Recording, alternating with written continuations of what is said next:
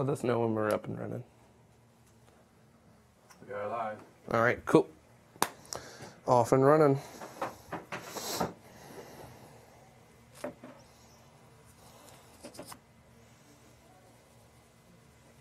Johnny, you working on getting the guests back? Yeah. Also, we have our our multi-panel over here on the hologram. So That's so trippy. Inception. It'll just keep going and going and going and yeah, going. it's just as it goes. So Infinite dimensions.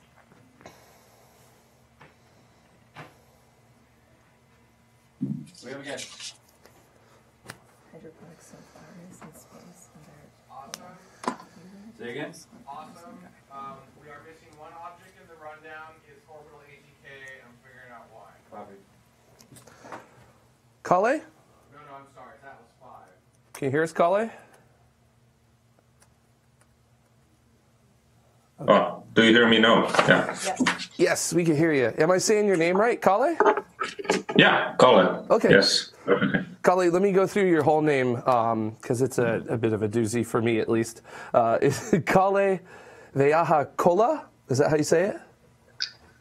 Vähäjaakkola. Vahayakola. Gotcha. Yes, Vähäjaakkola. Perfect. Yakola. Vahayakola. All right. Kale, Yes. Kale Vahayakola. All right. I'm going to say Yes. that 100 times. Well, I'm Jared. I'm going to be interviewing you today, and we're really excited to talk Jared. about you guys. This is like really super cool. So, and just to let you know, Kale, we're also live to the world. So anything you say at this point is kind of being sent out. So usually we give a heads up, but we kind of just went live so that our audience would know what's up. So.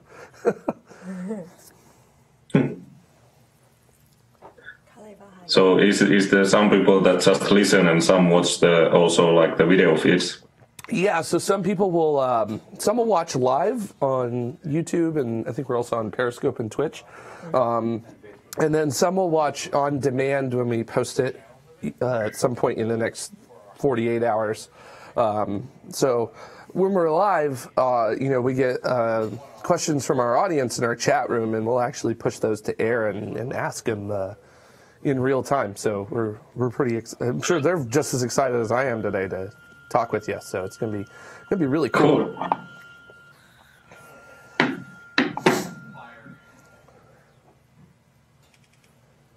All right. And we're just still working our tech issues to kind of get through this morning. So. Yeah, no worries. It's big. It's fragmented.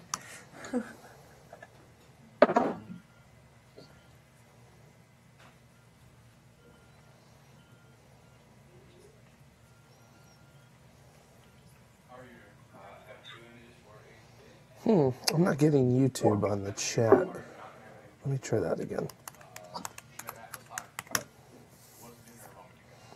Let's see if I can get it to come through now.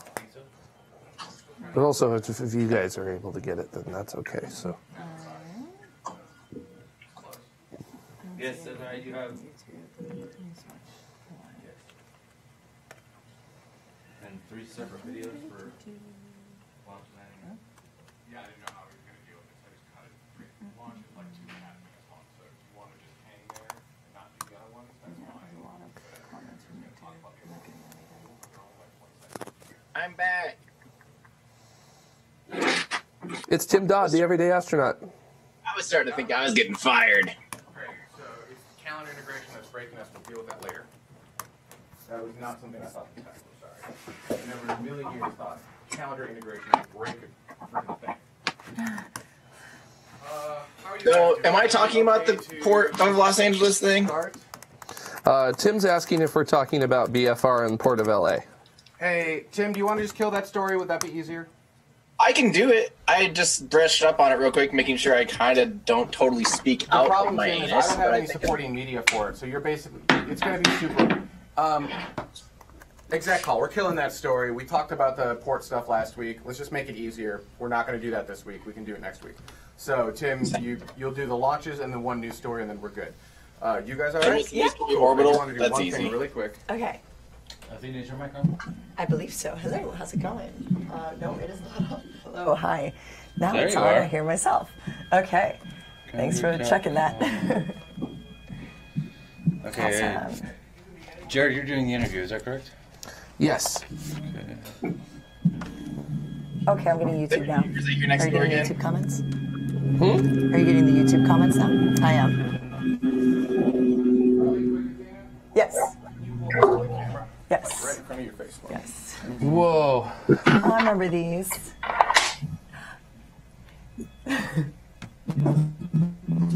Hello. Otherwise, it looks like I'm very short. Now am I Am I too tall? hypnotizing the audience? And too. Very much. How's this? Does this look I okay? have one of those. Your head's cut off. To prevent the image from going super small, but as long as the audio doesn't knock out, I think we're okay. Yep, now we're getting YouTube. All right, cool. Let's go ahead Cuckoo. and start the show as soon as we can. Tim, your head's still cut off. We don't need that, right? What did you do? Also, I hear something. Do you guys hear Yeah, that? I hear that too. Oh, yeah, I heard it. There's like a loud whine coming from somewhere. There's like an extra mic on in the room or Yeah. something. Yeah, I hear that too. Is it gone? Yeah. Oh, there we go. Great. Is my head still cut off, or is this okay? Okay, start the show. Looks good. Does my Tim, focus look okay? Because I didn't have time to check it. Yeah, you're fine. What's Ready? that? Is that on me? Oh, that's a reflection in the screen. Oh, the computer, yeah. All right, everybody ready? Yes. Mm-hmm.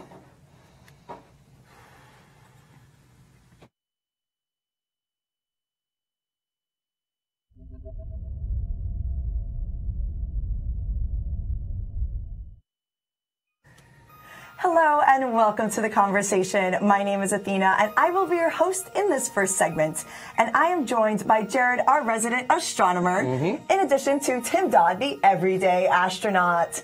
And in news, we have... Oh, and we also have Donna producing the show. Yes. Yes. Good stuff. And today in news, we have... Yes, a little darkness is helping shed some light. And Orbital ATK announces details for their new rocket.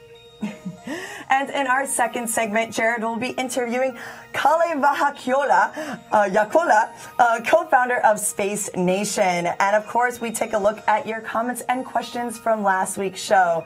This is Tomorrow Orbit 11.16. Good morning. How's everything up in the sky?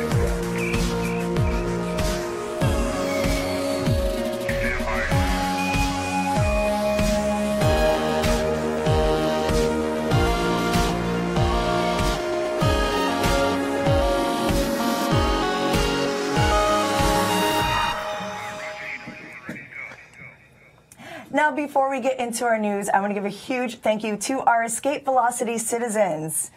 These people contribute $10 per episode on Patreon or $30 a month on Maker Support. In return, they get their name in all three segments of the show, exclusive access to our Escape Velocity Discord channel, and so much more. Every bit helps, and we would not be able to continue making these awesome shows if it weren't for you. So for a complete list of rewards, or if you would like to become a citizen of tomorrow, head over to patreon.com/TMRO or makersupport.com/TMRO. Now, there were some awesome launches today. I am super excited to get into this. Everyday Astronaut, would you like to take it over? Yeah. Well, I have to start off. I'm a little mad because this first rocket from the from last week took off literally right when I left Florida. I was so mad. I was out in Florida last week for Yuri's night, and then the next day an Atlas V goes off. So let's roll that footage and I'll talk about it. So an Atlas V was taking off from Slick 41, which is based on Liftoff of the United Launch Alliance Atlas V rocket with Space 11 from the United States Air Force. Yeah, there it is. That's an Atlas V that took off at 1913 Eastern Time, which is 2313 UTC, on Saturday, April 14th, 2018, from Slick 41, which is Space Launch Complex 41 at Cape Canaveral Air Force Station in Florida, like I said. Now, this was a 551 configuration, which is that 5-meter fairing, 5 strap-on solids, and a single Centaur upper stage, which is basically the biggest, baddest Atlas V rocket there is currently flying.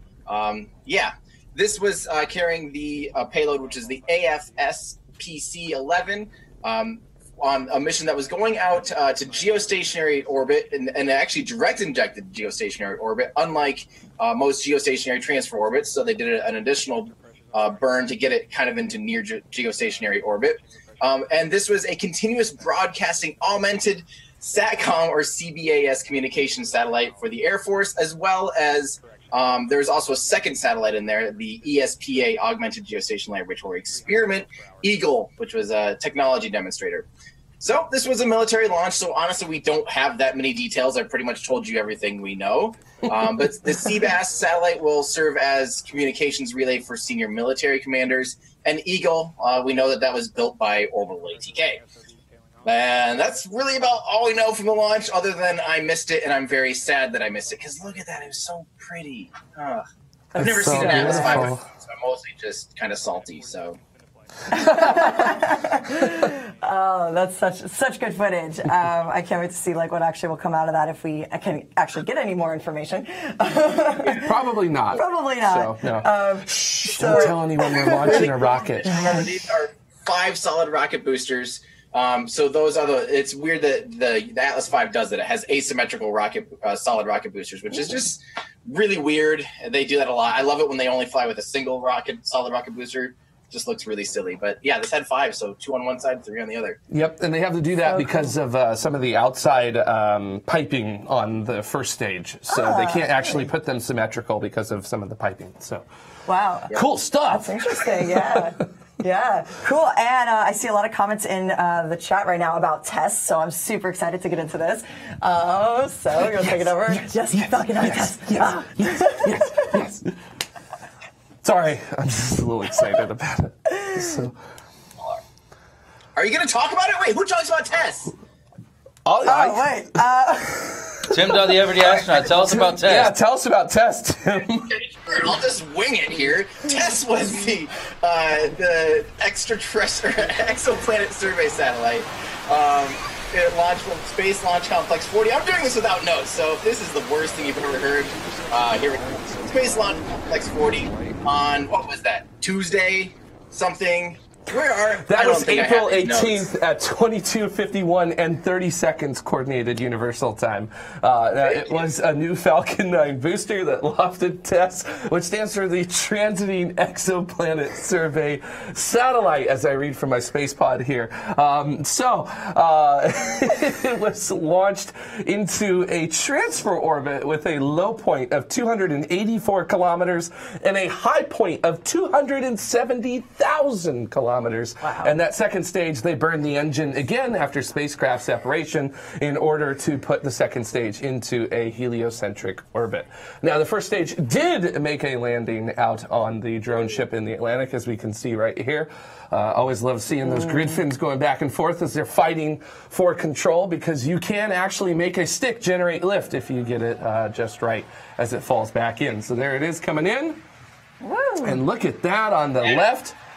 Signal through landing. Wow, amazing. So miracles do happen, I guess. So it's a great mission overall, and very excited about the Transiting Exoplanet Survey Satellite. Here's spacecraft separation. As you can see, it's gaining altitude incredibly rapidly on the indicators over in the top right of the screen, and then spacecraft separation right there. They're going to check out tests throughout the weekend and then continue to do maneuvers with it and actually use the moon as a part of its gravitational slingshot to put it into orbit around the Earth, which will then allow it to hunt for exoplanets. Not like Kepler, where it was just a small spot in the sky, but actually basically the entire sky, 85% of it. Very excited for that. We'll actually talk about it So in the Space cool. Pod a little bit later today. So excited for that. Oh, man, the amount of research that's going to come out of it. Well, I guess if you're going to be talking about it later, then there was a question I saw in here about how many reaction wheels they put on tests. This is from Tokawi. I'm not sure if you actually know that. Yeah, I actually don't know that exactly. Okay. Standard, I know Kepler had 4 reaction wheels on board, but I don't know how many tests actually has. Yeah. So maybe stay tuned for the Space Pod later this Yes. week and you'll find out. As I we'll quickly find that out. Google. To Google I go. Awesome. Probably Well, has enough. I'm hoping it has enough. yes. Yes. Yeah, I'm sure it will. There's going to be a lot of amazing research coming out of that for exoplanets. Okay, now, so, Tim Dodd, Proton launches Blagovest number 12L? Did you pronounce That's that correctly? right. So Proton M launched on Wednesday, April 18th at 6:12 Eastern, which was 22:12 UTC from the Baikonur Cosmodrome in Kazakhstan. Let's roll that footage.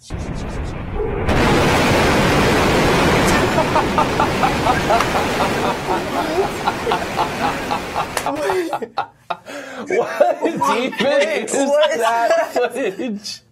Please tell me that's all there actually is. What was that? What just happened right now? What is going on here? First off, this is a classified payload, not a classified rocket, so I don't know how that happened. This was a Proton M launcher, which is their like medium class-ish rocket, and this was the Blagovest 12L, which is a high capacity telecommunications satellite, which is designed to provide high-speed data transmissions in the Ka and Q band. And it's one of the first satellites to actually use the K band frequency. So that's pretty sweet. The launch was initially targeted for December 25th, 2017. But problems with one of the satellite's components forced Russia to postpone the mission several times. And look, now we have a picture of the thing that's supposed to be classified. What? Yet all we see is the classified thing with a bunch of flames coming out the back. What kind of program are you running here? What is this? What did I walk into here? Yeah, there it is. It was a success, and of course, as being a military payload, we don't know that much more about it. So there it is. Good job, Russia. That was amazing. That was so good right now. I'm glad we're actually able to see an image of it. That was a surprise to me, too. That was good. Well, we have some actual images for our news stories, at Yes. least, where it's Not not classified. classified. Oh, man. But, well, thank you so much for that, Tim Todd. That was so good. So this I'm really excited to talk about because, well, diamonds are just super exciting. Yes. Overall, they're just really, really cool. But meteorite diamonds. Yeah, why not? Okay, I mean, every what is kiss that? begins with the late heavy bombardment period. Okay, so maybe that slogan doesn't actually work as well as I hoped it would. But diamonds are forever, and that not only helps out British secret agents, but it's also scientists that are looking at what's inside of those diamonds, things like that. So there was this incredible study that was led by the Swiss Federal Institute of Technology, where they've been examining what are known as ureolites. Now, these are carbon-rich meteorites that can be full of microscopic diamonds. And these diamonds, they are very itty-bitty. This is a electron beam microscope image of those diamonds right there. They are very, very small. They could be a few dozen to a few hundred micrometers wide, which should give you an idea of how big that is. The average human hair is about 100 micrometers wide. Now, ureolites are also quite rare. There's fewer than 500 that have been found here on Earth. And these diamonds inside of the ureolites are thought to have formed via very powerful impacts, such as asteroid collisions. Now, the pressure can reach high enough to transform most forms of raw carbon into the microscopic gems. But some of these ureolites, they have diamonds that are a little bit bigger, and that indicates that something with more energy had to have formed them. And they did that close examination with those electron beams during the studies by the Swiss Federal Institute of Technology. And they also discovered that inside of these diamonds, there's crystalline bits of iron and sulfur within those diamonds, which is something that forms a sustained, extremely extremely high pressures. We're talking like 20 gigapascals or higher. So this result suggests that these ureolites actually originated within a protoplanet roughly the size between Mercury and Mars in the first 10 million years of the solar system. Now, there was quite a few of these objects of that size swirling around the inner solar system at that time, and these specific kind of meteorites are helping us understand what these long-lost forerunners to today's planets are made of. And this is an image of Vesta taken by the Dawn spacecraft, which is the largest asteroid in the asteroid belt. It's also basically the remnants of what would have been a protoplanet in our early solar system.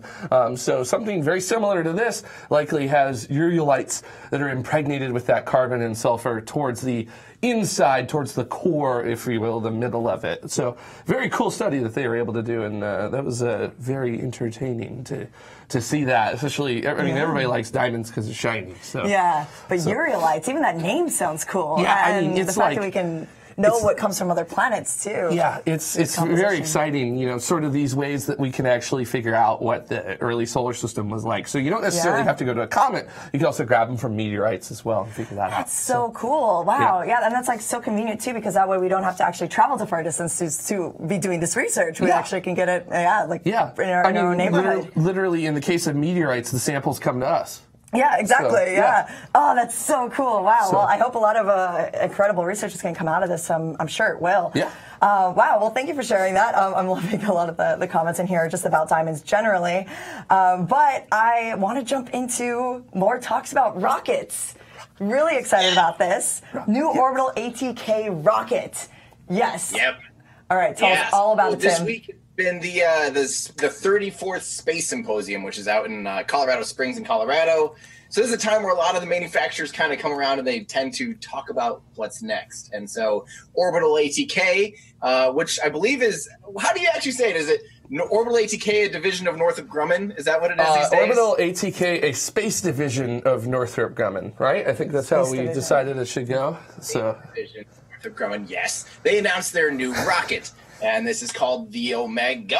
It has a capital A, so you got to pronunciate that like that. The Omega will be a mid to heavy lift launch vehicle for the Air Force's Evolved Expendable Launch Vehicle Program, or EELV. This is a 3-stage booster, and that's in its bare configuration. It has 3 stages, and the first stage is basically derived from the Space Shuttle solid rocket booster. Pretty big, powerful solid rocket engine. Because Orbital, or actually ATK, made the solid rocket boosters for the space shuttle. The second stage is a Castor solid rocket motor. Again, another solid. It sounds like it can do a potentially, I believe the first stage is maybe a 600. The second stage is a 300 Castor.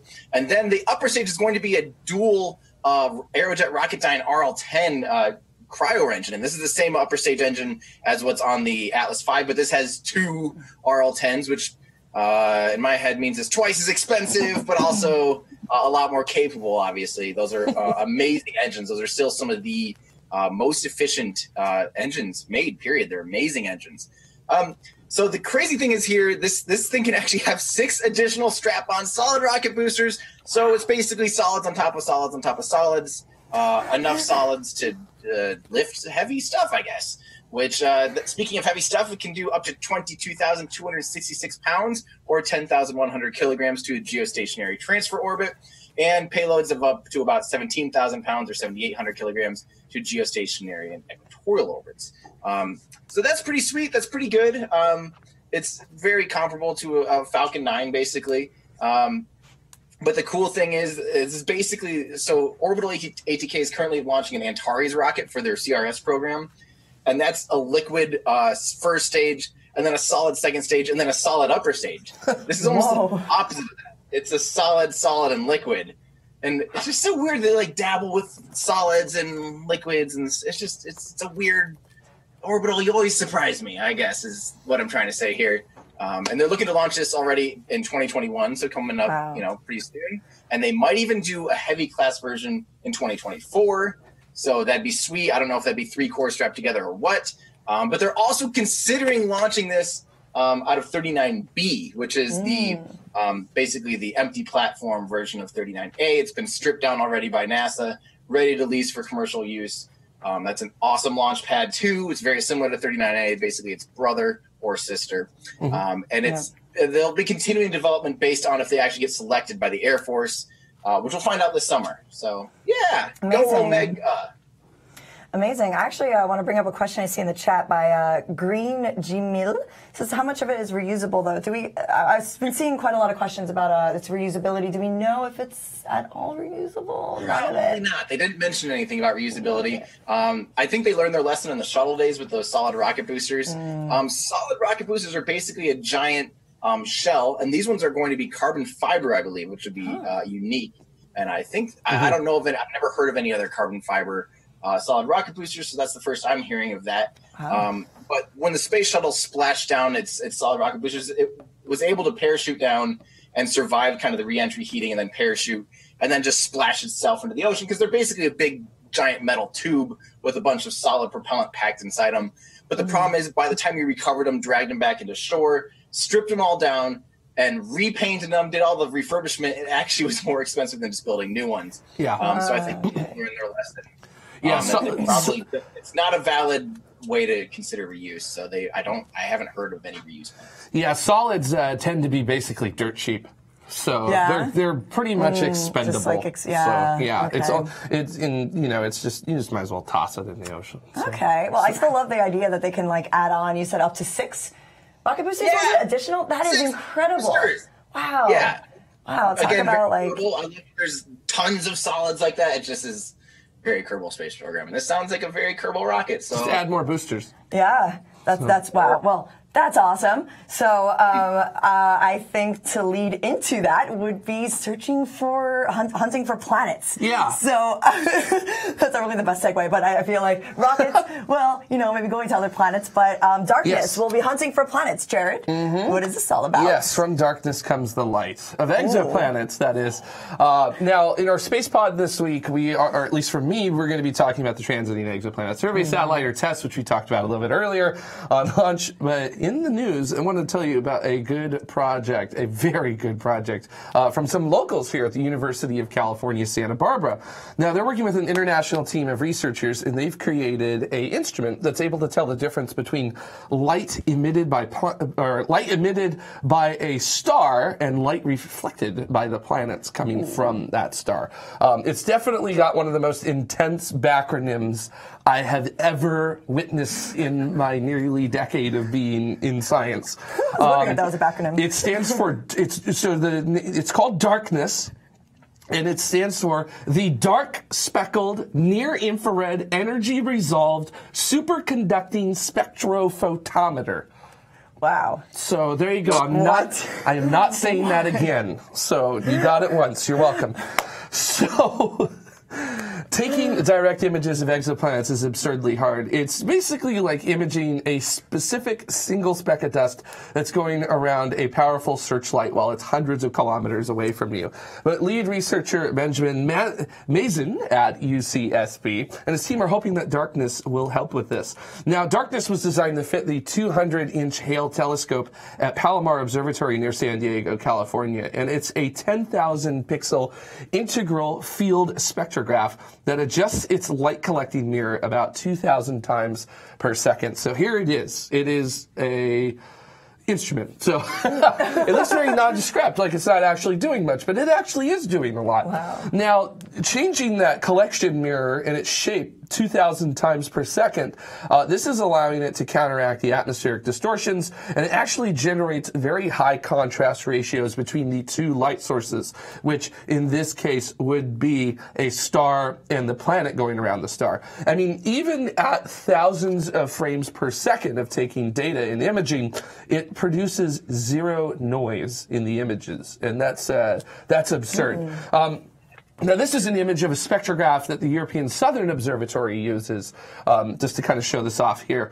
And darkness does this with probably the coolest thing you're going to hear this week, which are microwave kinetic inductance detectors. This basically means that darkness can detect the exact arrival time and wavelength of each photon that arrives. which basically this allows it to further clean up any speckle light. Now, speckle light is scattered light from a star. You could end up mistaking it for a planet. And these contrast ratios for darkness, it enables us to find a planet that's 100 million times dimmer than the star it's orbiting. So the team is hoping that in the future they can build an instrument for the 30-meter telescope up on Mauna Kea in the future, and this would actually, using the 30-meter telescope, would allow you to directly image planets in the habitable zone of nearby low-mass stars. So, holy moly! Wow! What a sick instrument they've got coming up. So, there's a question. Me is crapping my pants. That sounds amazing. Yes, that is like, yeah, that's so good. I actually see a question in the chat. I think it's pretty good. It's from Hansi Vorwerp. It says, can they tell the difference because of the polarization of the reflected light, or it's some other property? Yep, that is a astute observation. It is basically the polarization of the light coming in. So nicely done. That is so cool. Oh man. Yeah. Well, I'm really excited. It's going to be out in where is it going to be in Mauna Kea? Okay. Well, they want to build one to put on Mauna Kea. They've been testing it on the 200-inch Hale telescope at Palomar near San Diego here in California, which is very, very cool. So. Oh man. Well, I am super excited to see like the research that's going to be coming out of that. And yeah, I mean, I guess for now, that is incredible. That is a lot of news that we just filled into our first segment for the show today. So we're going to go to a quick calendar break, and then Jared is going to be interviewing Kale, and I'm super excited for this. Yes. So stay tuned, and I will catch you guys soon. Look into her face, determination in her eyes. She won't give up or quit or fall little fashion lies. Filled with awesome expectation. This girl's a fascination, and nothing in her way will keep her from her destination. 'Cause she's fire walking, she's fire walking. When it's hot, she keeps on moving, 'cause the heat keeps on improving. Yeah, she's fire walking, she's fire walking to be free. A little bit. Yeah, we'll grab that right there. Oh, you're going to get that. Okay, cool. I think you need to also come closer. Okay, sure. Okay, let's not move that with the water on it. So.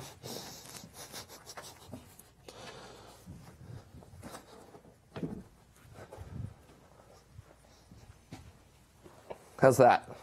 That's better, thank you. Did I look officially official now? I did it. Me?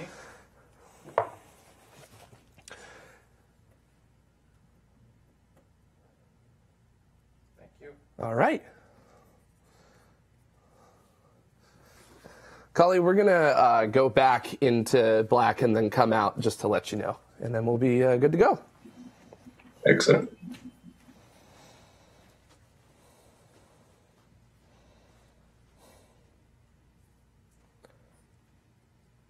When you're ready, Jared. Okay, give me just a second. I'm adjusting my this right here. All right, I'm good.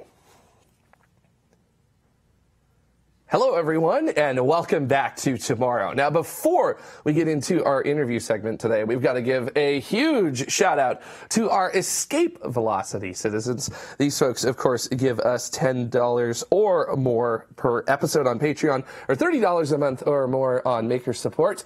And of course, where would we be without our Orbital citizens as well? And these folks give us $5 per episode or more on Patreon, or $15 a month or more on Maker Support. And in return, you get your name in the show twice. You get voting rights in upcoming roundtable discussions, free worldwide shipping from our Tomorrow swag store, and so much more. And of course, every little bit helps. Thank you guys so much for helping us out with the show, because we really can't do the show and we can't bring these amazing things that we get to talk about with you without your help. And if you would like to help crowdfund and become a citizen of Tomorrow, head on over to patreon.com/TMRO or makersupport.com/TMRO. Now, I'm really excited about our interview today, because this is something I have always wondered about and always wanted to talk to someone about, and now I get to talk to someone about it. And I've got Kale Vahayakola here today. Hopefully did I get that right this time? Yeah, it's excellent. Yes. Thank you. All right. And you are from Space Nation, and we're very excited to have you on the show today. Why don't we go ahead and just outright ask, what is Space Nation? Yeah, so maybe one way to put it is that while many people build like rockets and satellites and stuff like that, so we provide means and experiences for everyday people, you, me, and others to be part of the new space era. And one part of it is, of course, a Space Nation astronaut program, the first global astronaut program where anyone in the world, you, me, others, have a shot to get to space and become an astronaut for real. So when you say astronaut program, are you talking about like the training to become an astronaut? Is that the kind of stuff that you're doing? That is one part of it. So we just soft launched our Space Nation Navigator app, basically, actually at the Yuri's Night, LA, just a week ago.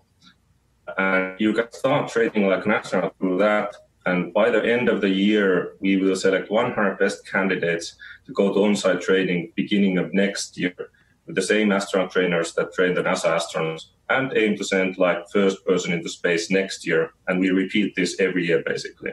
So the visit to space, to orbit, and moon and beyond in the future.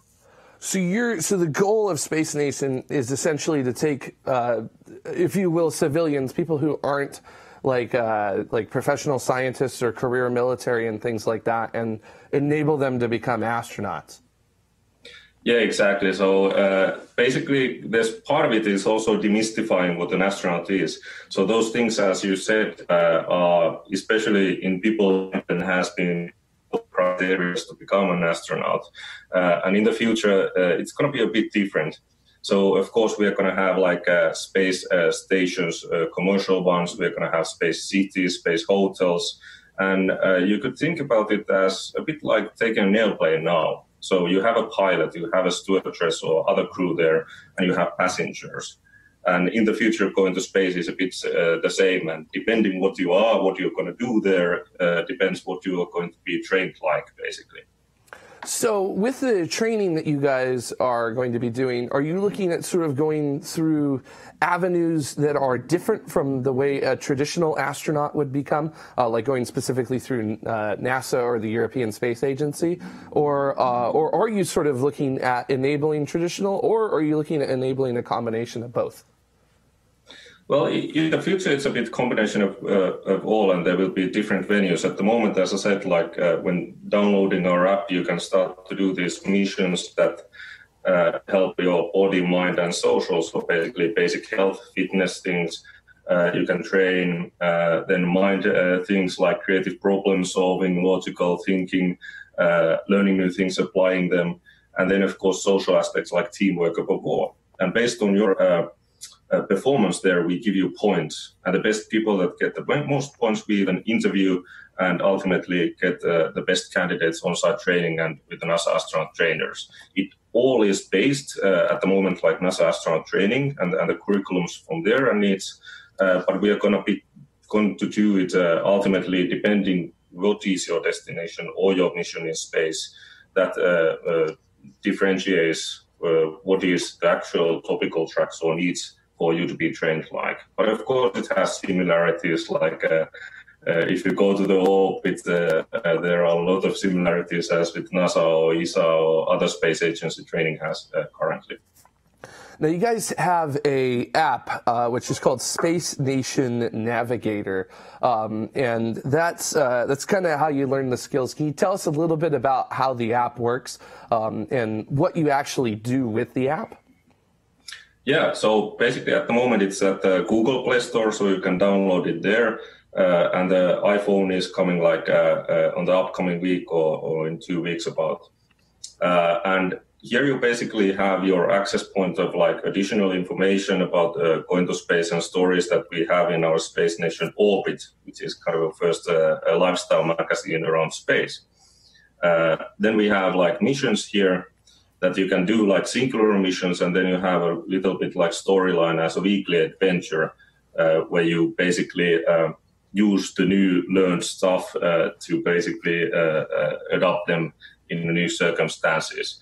But there you basically have missions, for example, physical missions. So where you actually need to go to out and walk or run, and we measure things from that. Or then there are logical missions, so like problem solving. And then when we add up like factors like that you need to do it in certain time, then it adds up like pressure. Some of those have like multitasking. You need to learn new languages. Of course, if you go to the International Space Station, you need to learn, in addition to English, Russian also.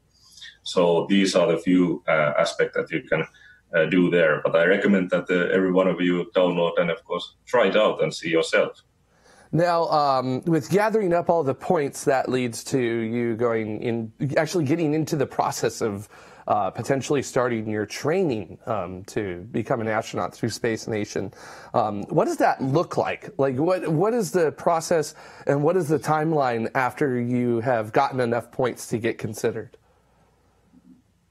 Yeah, so basically the app is now out, and it will be like in about 3.5 month cycles. We'll make like major feature updates and content updates. It includes like this 12-week tropical track now.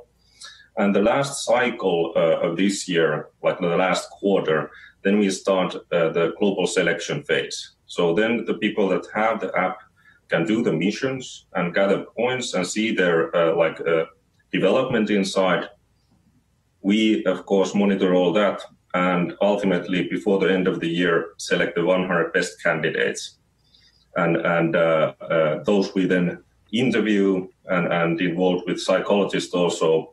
And beginning of next year, around February, we'll take these people to an on-site training location with astronaut trainers. Now, are there some limiting factors in sort of moving forward with the astronaut training? Because most of the time, if someone's rejected during astronaut candidacy when they're figuring that out at NASA, it's usually like health related and stuff like that. Are there still these considerations involved, even though you're sort of going a different way than a traditional science agency would go? Yeah, so basically when you use, of course, the flight providers, they have restrictions. And if you go to the orbit, as you said, currently, you can't have like things like a heart condition, for example. You need to have a basic health. You don't need to be a Superman or Superwoman with your fitness, so to speak. That is more needed if you go to like EVAs, meaning like spacewalks and stuff like that. Of course, there's size limitations. You can't be basically too tall, for example, or too heavy. And those, if you take like a Soyuz capsule, are restrictions that we currently have. And of course, the future SpaceX Dragon capsules that have a different kind of perimeters on there. And of course, suborbital flights have their own perimeters. And at the moment, through us, you need to be an adult, basically. So if you're younger, you can start the training and get ready. And of course, having a better shot when you're an adult to get to space through our program. But at the moment, it's for adults. Yeah, and I like to see that the height requirement. That's a very interesting one. The Soyuz. I know since I'm 6'3", I probably violate that. But someone I know who doesn't violate it has commented in our chat room, Mini Stoge.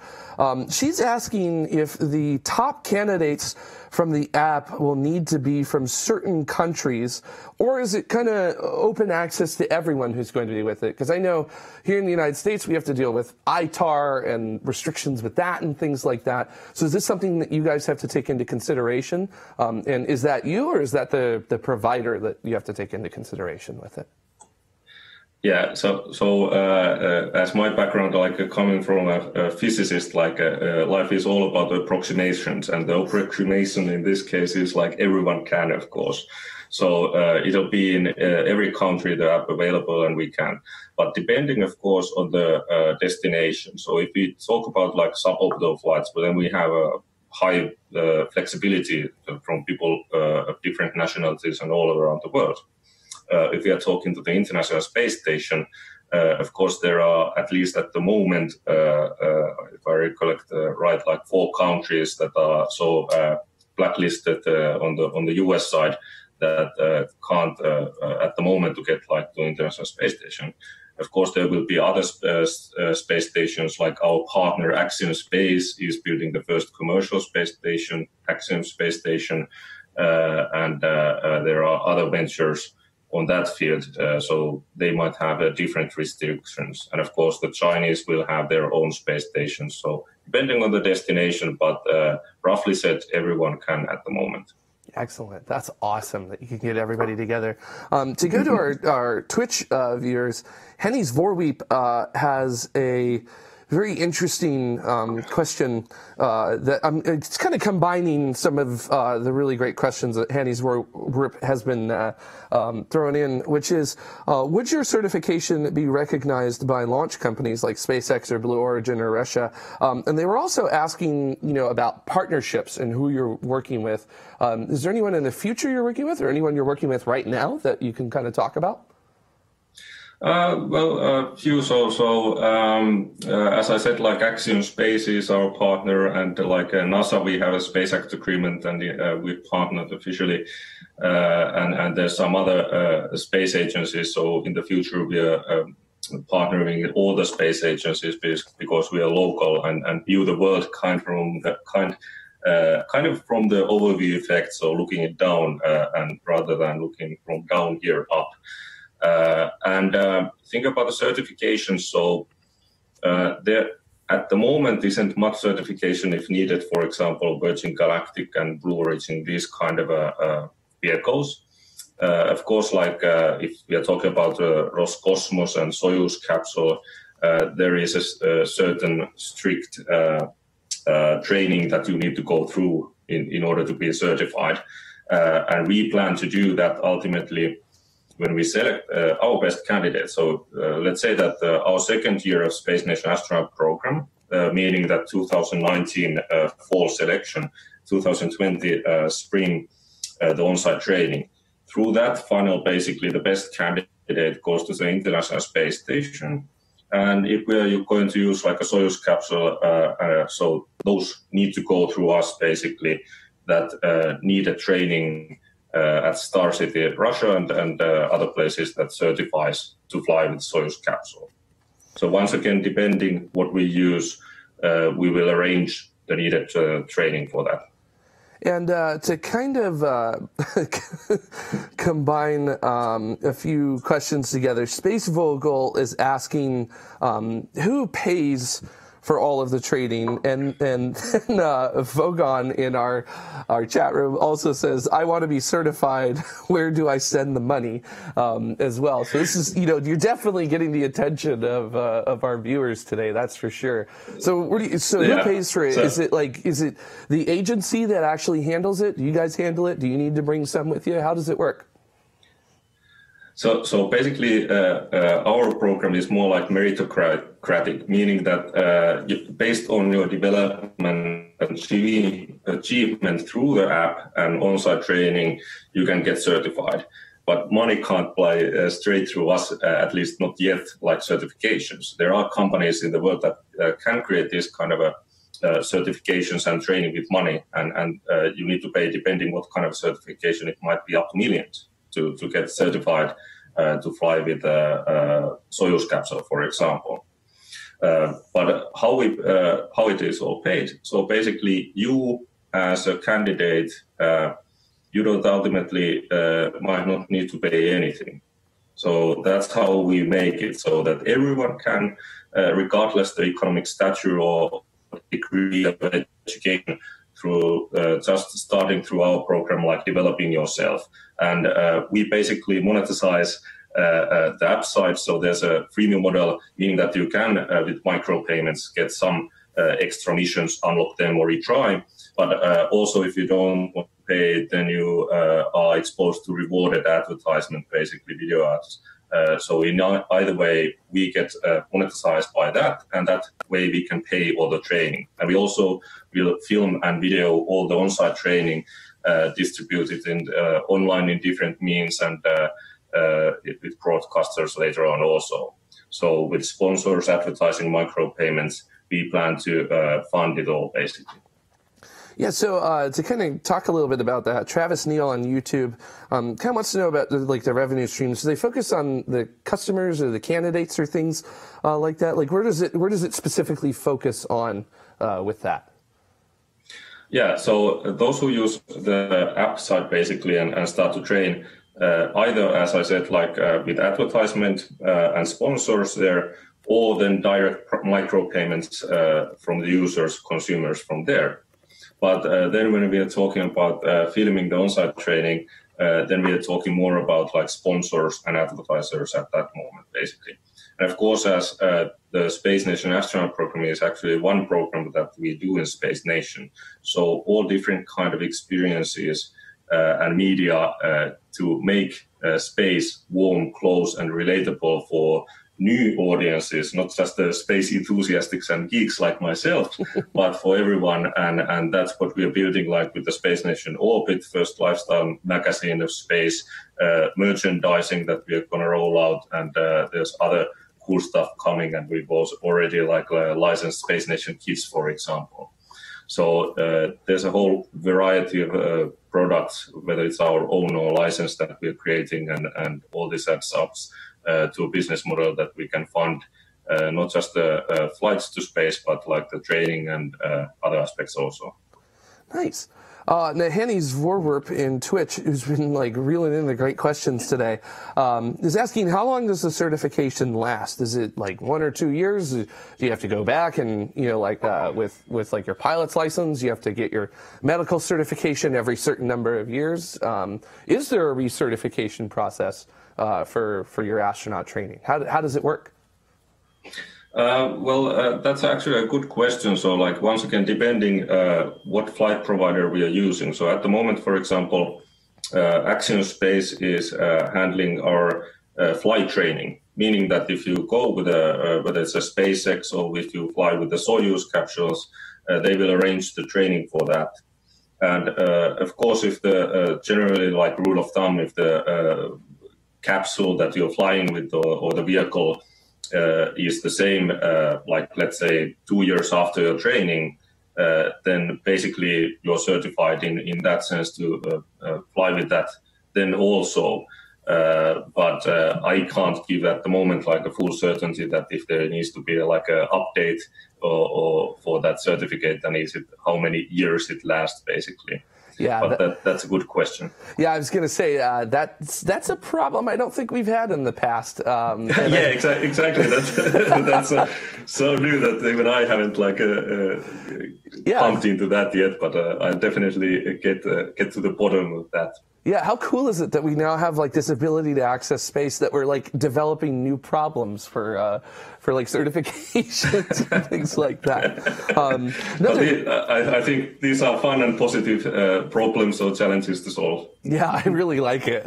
It's so cool.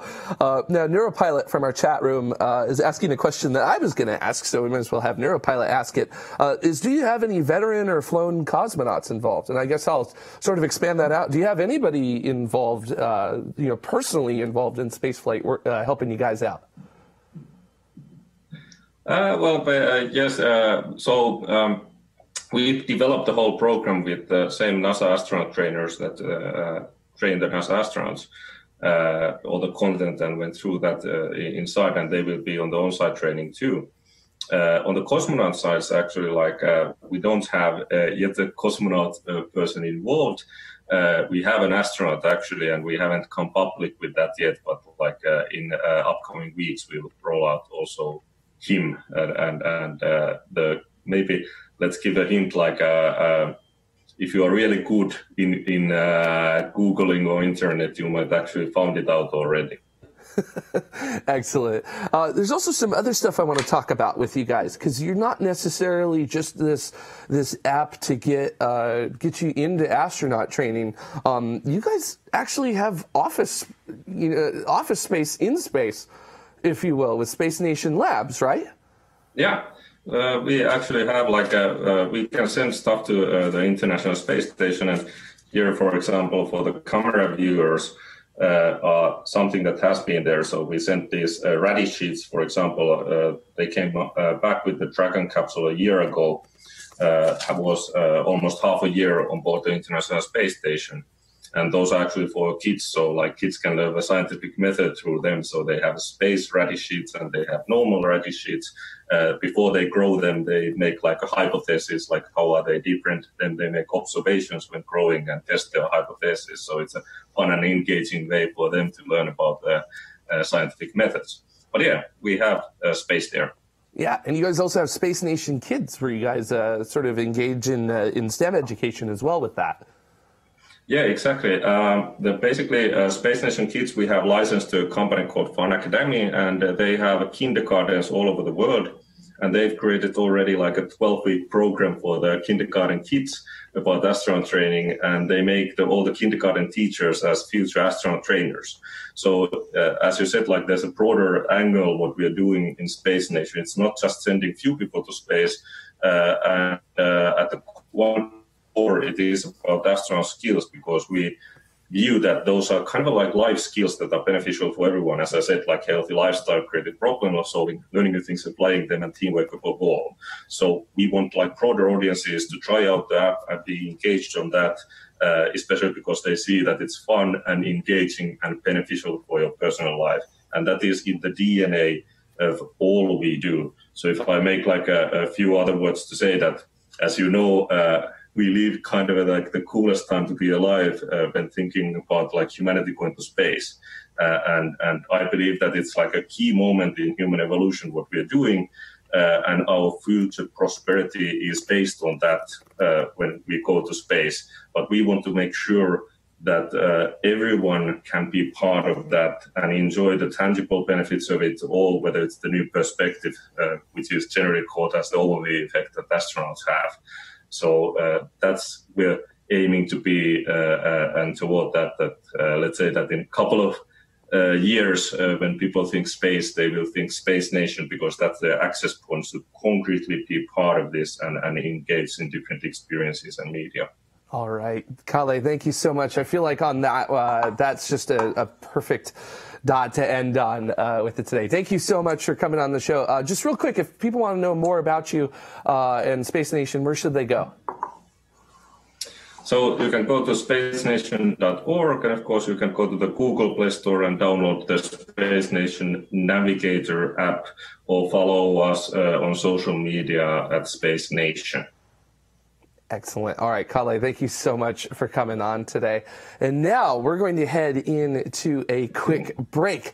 And when we come back from break, your comments from last week's show. So stay tuned. There's more tomorrow just after this. Science. It both draws us together and tears us apart. Brings discoveries to cure us and threaten us. It is neither good nor evil. It is what we decide to make of it. There is so much more to learn, and we are curious. Together, let's explore the science of tomorrow. All right. Yay! We're going to get it set up here Okay. real quick. Oh my gosh. I'm out of breath from that. Okay. We're so close. Yeah, sorry about the 5 questions, guys. Something was up, and we had to. We were. Some time limit came up, and we had to get in with that. So we'll do that again later. I have a feeling we'll be back on. So Yay! We'll get that. So yeah, we had to dip out. That was really good, though. Yeah, that The sounded chat really was, exciting. Like, loving it. I'm so bummed that they don't have it for iPhone. So, yeah. So. We're going to have a little surprise by that. Or maybe not for iPhone yet. I think it's Not coming yet, soon but on the we'll website. So. Yeah. You can go, but I need to adjust the thing as camera. So Cool. You can start. Am I coming back in? Yeah. Okay. I'll come back in. Dope. You got it.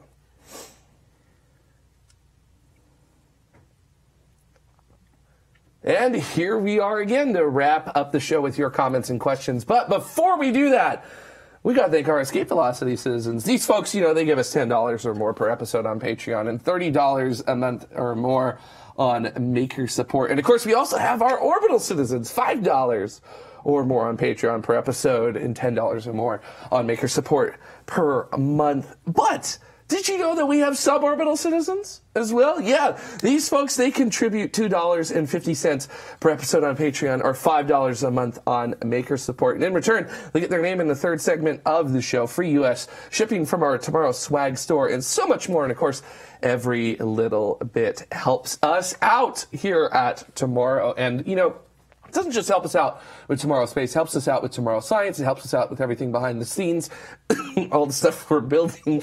Oh, it's so amazing. I almost died there. So it's so helps so us out cool. with not dying. Yes, helps us out with no dying. It's just been. And if you would like to see the complete list of rewards, or if you'd like to help become a citizen of TMRO, you can head on over to patreon.com/TMRO or makersupport.com/TMRO. Help us out, because every little bit helps, and we're appreciative of that. So, yes, we got some stuff to talk about. We got lots of stuff. So last week, I'm sure if you guys joined us, you will have known that we were joined by Rod Pyle. I'm doing it again. I'm looking at all the different cameras. Okay, this one, right? Okay, So we were joined by Rod Pyle. We spoke about the International Space Development Conference, and we spoke about also how to build a Death Star. So it's a really interesting conversation. Minor Saturday afternoon conversation. Interesting stuff, so. Yeah. Lots of fun stuff. Some sunflowers were involved. Yeah, you should go back and watch that. Yeah, so. Or I think that was After Dark. You'll get it in a couple weeks. Oh, so. yeah, definitely. Yeah. Awesome. So there was a blast I had really trying to pick out all of your comments. So the first comment comes to us off of YouTube by Martin Stensvahagen. He says, that hotel is so tiny. One launch with BFR could deliver something twice as wide alone. I brought this question up because I want to ask you guys about how much you might have actually known about the scale of the BFR. I see Tim Dodd. I'll point to Tim. Nodding his head. Well, that is a hot topic right now, actually, because this week when we were going to talk about the Port of LA, SpaceX officially kind of signed and got everything squared away to build the BFR in LA, which is awesome, at the Port of Los Angeles. And, of course, people are kind of getting all these spy shots and confirming that they believe it's still that 9-meter diameter, which is, 30 feet wide or whatever. Mm-hmm. Yep. But at the same time, the guy that was the construction manager for SpaceX said around 35 feet, which made people go, oh, maybe it's 10 meters wide. So now everyone's all up in a huff again, and the internet's crapping their pants trying to figure out how big is the BFR. Oh my gosh! It's a bi-monthly game at this point. I feel like it changes whenever someone opens their mouth. Mm-hmm. But yeah, in theory, between 9 and 10 meters wide, which is huge. That's twice as big, basically, as any other current operational fairing that I know of. Or is there anything bigger than that right now, than 5-meter fairing? I think the Ariane 5 payload fairing is the largest in the world because the James Webb Space Telescope team specifically picked that because it was the biggest one they could actually fold up the James Webb Space Telescope into whenever it launches. Yeah. Awesome, cool. Yeah, so that was in reference to the Space Hotel. So yes. that's what really the question was, because that was really good. Ben was talking about that last time during news. Just want to point out 2 weeks from now on May 5th, thank you, Minnie Stoge, for pointing this out to us. We're going to have Orion Span's CEO, Frank Bunger, on the show for Orbit 11.18. So Frank Bunger is the CEO of Orion Span, which is the luxury space hotel that they're talking about. So we're going to actually talk to the people. Tune in. And then we can ask them about it. Yeah, and be like, dude, that's what's good. up? That's good. So what are you launching on? So now more inclined to tune in that week. So, and it's also the launch of the Insight mission, which is going to be that morning. So that's going to be crazy. You and I are probably going to be there together and drive in for it. Thank you for reminding me about my no-sleep weekend that weekend. Yeah. So, Awesome. Yeah, I think it launches at 4 a.m. All right, so our next comment comes off of Twitch from Henny's Verweep for all the amazing comments that you had for our interview today. Yeah, that's I just want to point that out. That's an awesome name because that's a name of a specific object that is studied. I believe it's some kind of bright radio quasar that does something something weird that other Bright Radio quasars don't do. So sick name. I got that reference. All right. Yeah. I love that. I love that you brought that up. I actually didn't know that. That's amazing. So they say, what is the percentage of general public engagement for space that consists of sci-fi television shows versus formal education? And I thought this was really cool. I ended up doing a little bit of research on IMDb for shows that were mainly educational based, in the subject matter of space versus more science fiction shows. So I wanted to just share like 2 of them with you guys. I have a whole bunch here, but The Expanse was about 8.3 out of 10 rating based on 49,000 voters on IMDb. But then you have the educational shows like Cosmos, and I know it's a bit of an exception because Carl Sagan and the Neil deGrasse Tyson, but that had a rating of 9.3 out of 10 with about 84,000 voters on IMDb. And then it was actually quite a lot different than when you look at then Star Trek, and then I compared it also to Nova, which is another more educational-based show. And those were a bit more dramatic. So to kind of answer that question, I've noticed that science fiction really does make a big impact when trying to actually educate the public on science. And I think it has to do with that fantasy and the creativity. What do you guys think about that? Just personal experiences with science fiction shows versus more educational based. Yeah. I guess I'll just go ahead and say that I freaking love Star Wars. And like a lot of my interest in space was started by Star Wars as a kid. And once I started learning about how things actually worked in space, that got me like even more hooked, both on like Star Wars, because I started figuring out how do things in Star Wars work. And also like, oh, this is how things actually work too. And really a lot of thing too is that it's not necessarily the difference between the ability of science fiction and a like science documentary to connect with you. To me, it's the actual individual ability of like scientists and researchers and other folks to communicate. That's really where the lacking part comes in. Because the reason that stuff like Star Wars and Star Trek connects with people so much is that it tells a story, and a story that you can see yourself becoming a part of. And it's really difficult to do that as a scientist or an engineer or a researcher. It's not impossible, because that's what we do up at Griffith Observatory. We do that all the time. But you have to put the effort in, and that's something that we really like kind of miss. So, yeah. Tim, how do you feel about that? Me personally, I'm a big fan of like hard science fiction, you know, like The Martian, where it's pretty darn realistic. It's based in near future, you know, and it's a situation that you can easily actually see happening in the next 10 years. Hopefully not. Hopefully we don't strand anyone on Mars. Or also a good blend to me is the Nat Geo Mars series. Where they took a documentary approach and also interwove it with a storyline, a science fiction, but again, hard science fiction storyline. I love that. I think that's a really cool way to get people involved, get them caught up to speed on what's happening now and in the recent past, and then get them excited about what's going to be happening in the very near future. And Jared, I 100% agree that it's hard sometimes for engineers and scientists to be storytellers. And even if they are amazing storytellers, there's something about, there's this division sometimes between if someone has a PhD or they're a doctor and they open their mouth, they get put up on a pedestal, unfortunately, in our society. And a lot of people, even if they could be 100% related to, might just go, I won't understand this, and just tune out. Even though the person might be the most down-to-earth, best storyteller out there, there's something about our society that, as a matter of fact, Nicole Stott was at Yuri's night, and I was talking to someone, and they were like, I'm afraid to talk to her. I'm like, why? What? She's an awesome person. Go speak to her, you know? I don't get what it like. That's where science fiction though is so important. The storytelling and actually getting people involved and on whatever level they're at and whatever level they're comfortable with, because they just might not be comfortable going up and talking to an astronaut. I don't know. It is intimidating to do that, because here's a person who's done something that only like 560 people have actually done. And, you know, that's rarer than, you know, summiting Mount Everest. So, like, holy moly. So, but they're also people too. And you know, a lot of them have this really great ability to humanize the aspect of spaceflight. Like, I think about Mike Massimino, who talks about all of his Hubble missions, He went on, Story Musgrave, who I've heard talk a couple times. It was just like, just an amazing group of people, you know. Yeah.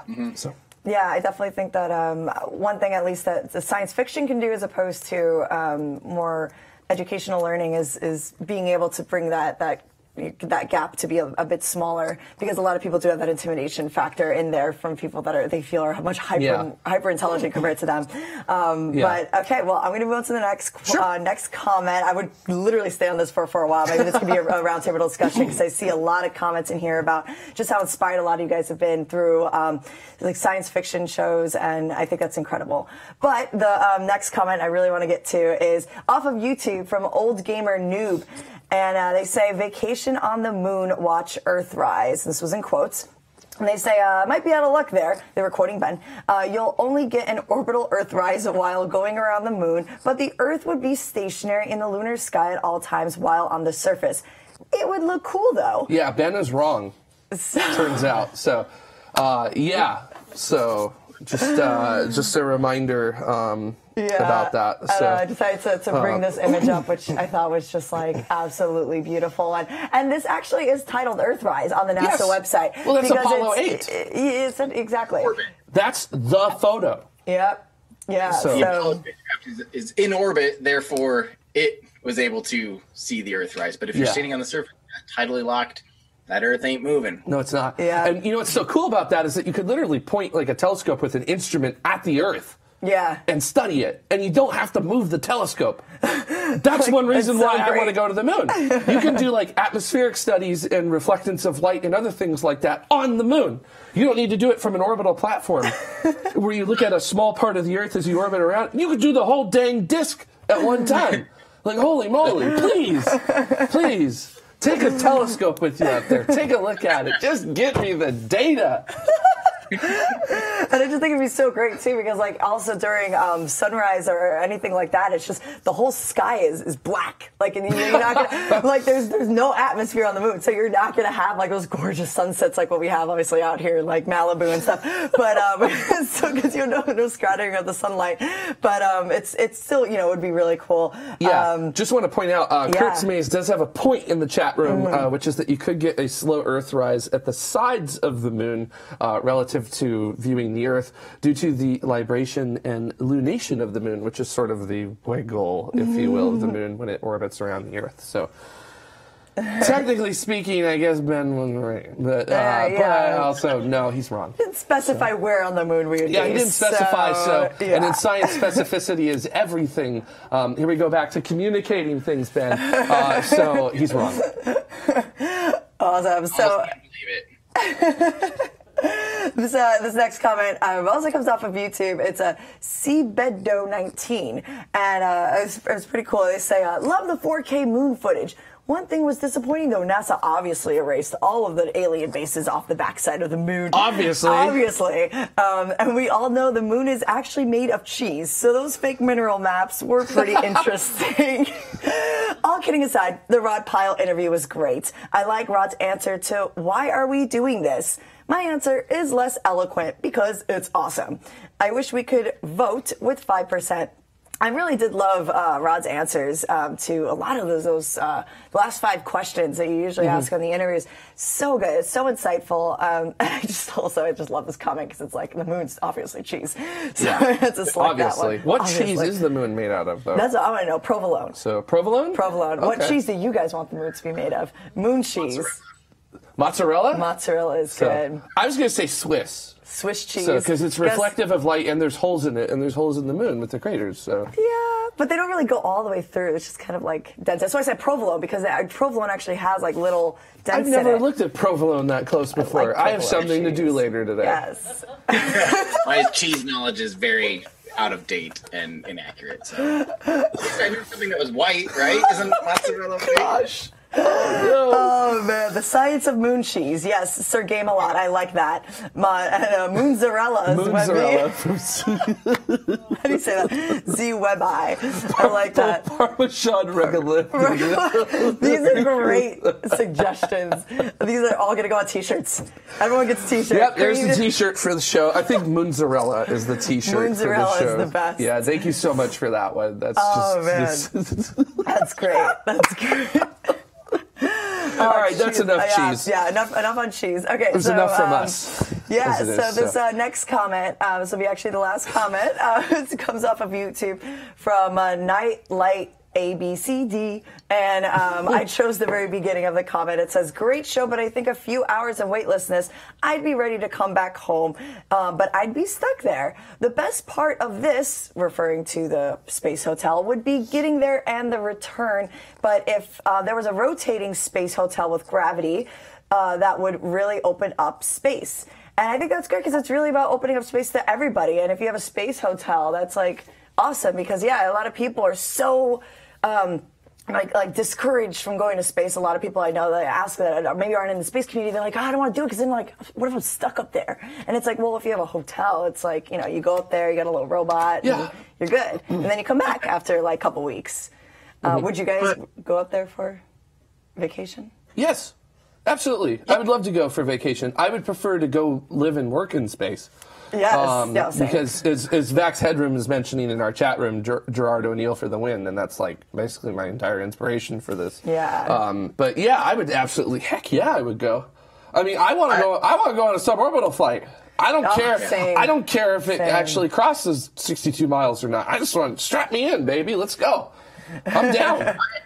I don't want to work in space. I just want to hang out. I want to be a space tourist. But I'm confused by this thing. Why are they saying they're worried about getting stuck up there, but then they're saying, like, the solution to getting stuck is artificial gravity? That's what it's inferring almost. But if there is a rotating space hotel with gravity, that would really open up space as opposed to, you know, if you're like floating around in the hotel. Does the hotel... Well, I'm kind of confused by that. If we're talking about... if we're talking about like long-term stays in space, sure, you definitely would prefer artificial gravity for that. You know, going to be in a space hotel for more than a year, right? I mean, what that's our benchmark. I mean, Orion Span was talking about doing like 10 to 14-day trips to their thing. That's like, I mean, you know, when some of the spaceflight participants who have gone to the International Space Station, we spent like 10 days up there, like Mark Shuttleworth or Richard Garriott, I can think of, or Anush Ansari. You know, they came back and they just walked right out of the Soyuz capsule. So I mean, like, it's not that difficult. I kind of want, like, I spend my whole life, you know, experiencing 1G. I want to experience 0G. Like, I don't want artificial gravity in my space hotel. Give me that weightlessness. I'm down. Yeah, an interesting point I actually see in the chat is from Manumus11. They say most people would love to experience artificial gravity. Most people are scared of staying somewhere with no gravity and then coming back and suffering with the bones, etc.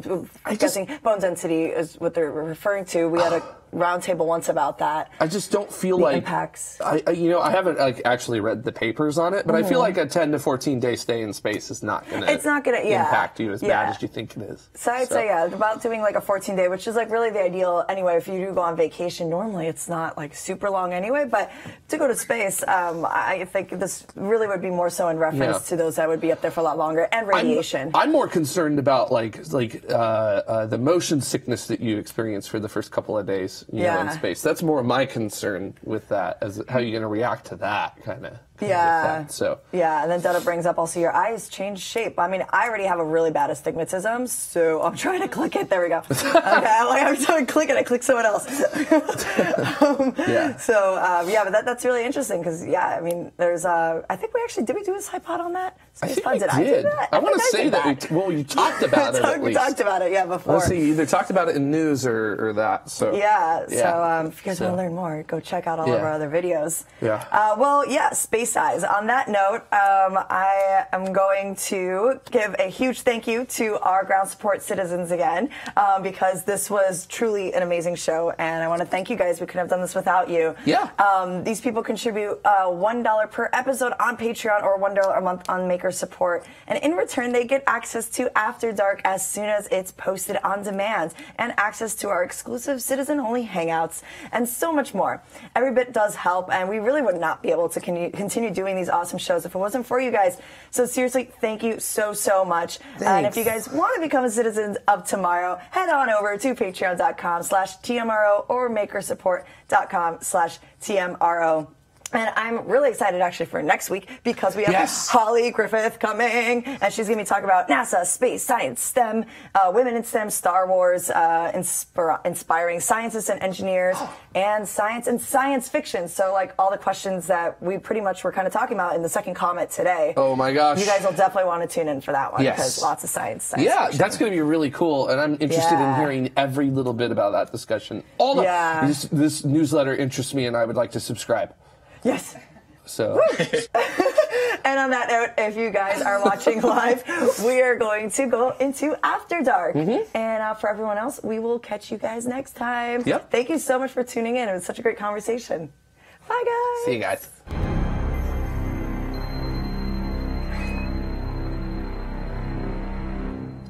High fives.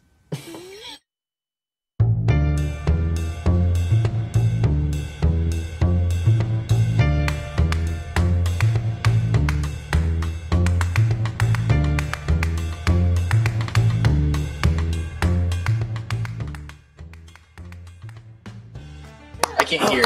So that's why I had that moment. I was like, let me just go with it, because sometimes if I'm here, this is the camera I talk to, but I know that when we're all together, this is the one. Yeah, that was some But good, the red light wasn't on, so I was like, what do we do? Yeah, so sorry about that. I'm not going to panic anymore. I'm going to Look at the pug. just talk. So talk cute. it to nowhere. Take your own advice. So Dunna's job is to follow wherever the action is. Wherever we go, So okay. if you're awkwardly looking over here, he's going to awkwardly wipe over to this camera. Oh yeah, now that one's on. Okay. Yeah. But so that doesn't happen. Normally I can catch the the red light. My vision's bad, but it's not that bad. And so normally I can catch it, but I have contacts in right now. Yeah, glasses will just reflect all them. I have to get new glasses. I'm getting actually a new prescription, and they'll be the anti-reflective ones soon, because I haven't gotten my new prescription yet because they're making everything right now. It takes like 2 weeks. One aspect of that You're that allowed you to wear glasses on the show. We should. The Yeah. light should be high enough up. Yeah, I mean, I'm wearing glasses. I think I'll do that. I Like see he's wearing that. glasses, and we don't get a whole lot until he's freaking out and pug locks and tilts his head backwards. when you go backwards, then I start getting. You can start to see the lights Right. there. But when you're at normal human, Normal human, human. is fine. Yeah, we took glasses into account when we lit up. Okay. the set. I So mean, It's all I my get fault. super wear dizzy. contacts, from whatever you're inside. comfortable in, but make sure you can see. Yeah. Well, I mean, I can't. I swear the light wasn't on. That's why. No, it isn't. So like, Is go it to black, because go to of? black. Okay. Hey, you want to know my secret? Now no lights are on because none of the cameras. Because none of the cameras are on, right? Which I get, but But you went to. you were already talking. You already did the intro of the Citizen. I think it was because we were in graphics. Is that what it was? Yeah, Because you there's gotta nothing be in on in graphics. If you're graphics. on a camera, So. you're not That's what I gonna get Sally. assumed. Yeah, and I then thought it usually had if we're come in back. graphics, I usually will try to look at the camera that I want to come back and Right, I see like it now. brainwave data, like basically. Because I see the quick switch, and I assumed it's because of the graphics that were on, and that's why the light wasn't on. But then, by the time I was getting into talking about last week, there was no more graphics because didn't they go away once usually we finished talking about citizens? I thought we were the citizens of tomorrow. And then once he says makersport.com/TMRO, I thought that now it just came on, and that's what I thought it does. And I don't know. It's not gonna happen again. just I know, true, but just do you, and I'll pick up the cameras. Don't worry. About it. Okay. I know, but I feel like a my cat chasing the light. glasses, Like, Claire? Yeah, What I took I my think- old glasses. I'm not wearing them now, but I took my old glasses and poked the lenses out of them and just wear contacts when I have to be on camera. really? That's excellent. Oh, it's great. That's great. But don't you guys get your peripherals, because they're super blurry for me if I have glasses on. So for me, I'm just, You know, I wouldn't be able to see this. I wouldn't be able to see that. That would just throw me off. And I got around that by getting big glasses. I think I should do that, get like wraparounds. Not wraparounds. They're just really big. 70 glasses, 270-degree glasses, something like that. We need confidence monitors because we only have one working confidence monitor. So if we have confidence monitors on all three, and we don't do what I do, which is look at myself in the monitor the entire time. Well, I'm like, who's that handsome devil? Some of us actually don't like ourselves, lens. Ben. Yeah. So. Then you'd be able to see, oh, I'm clearly looking, or like you could see he's staged. You can't see here. Right. But you'll be able to see, right, oh, he's staged on this camera. Yeah. So then you know, oh, I need to look at that camera. Right. Blah, blah, blah. Even just a quick glimpse helps, but I don't normally look Yeah, at but that. I mean, so look if at the you lens. had this screen on all of them, I think that would help. But I need to. Because didn't this one used to be here? Is there a reason you switched those two? Because this one used to be the screen where we could look at it. I don't know if that got switched. Yes. They used to just both work. Oh. Oh, right. Yeah, they both were on for a while. Yeah. You need to. Camera Good one. looking outside. Camera 2. Camera 1. That, right?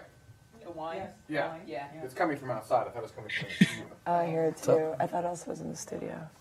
Good show. Also, Tim Dot, the Everyday Astronaut, if you can hear me, thank you. You saved our butts. It was Thanks, very Tim. very last minute. You did a fantastic job. Yeah. And not only were you on last minute, you got to help us fight with the Zoom rooms, which I'm seeing we still have issues because now we've got the return video on your channel.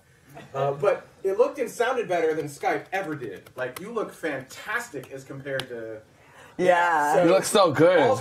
And like our guests sounded good the whole time, other than like your 40-minute thing. So we just need to work out those technical glitches, and I think we've got a better solution. There was a float Zoom was of great. audio delay. Someone repeat what he said.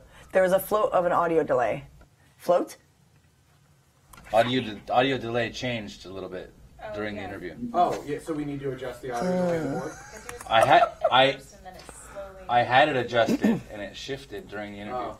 All right.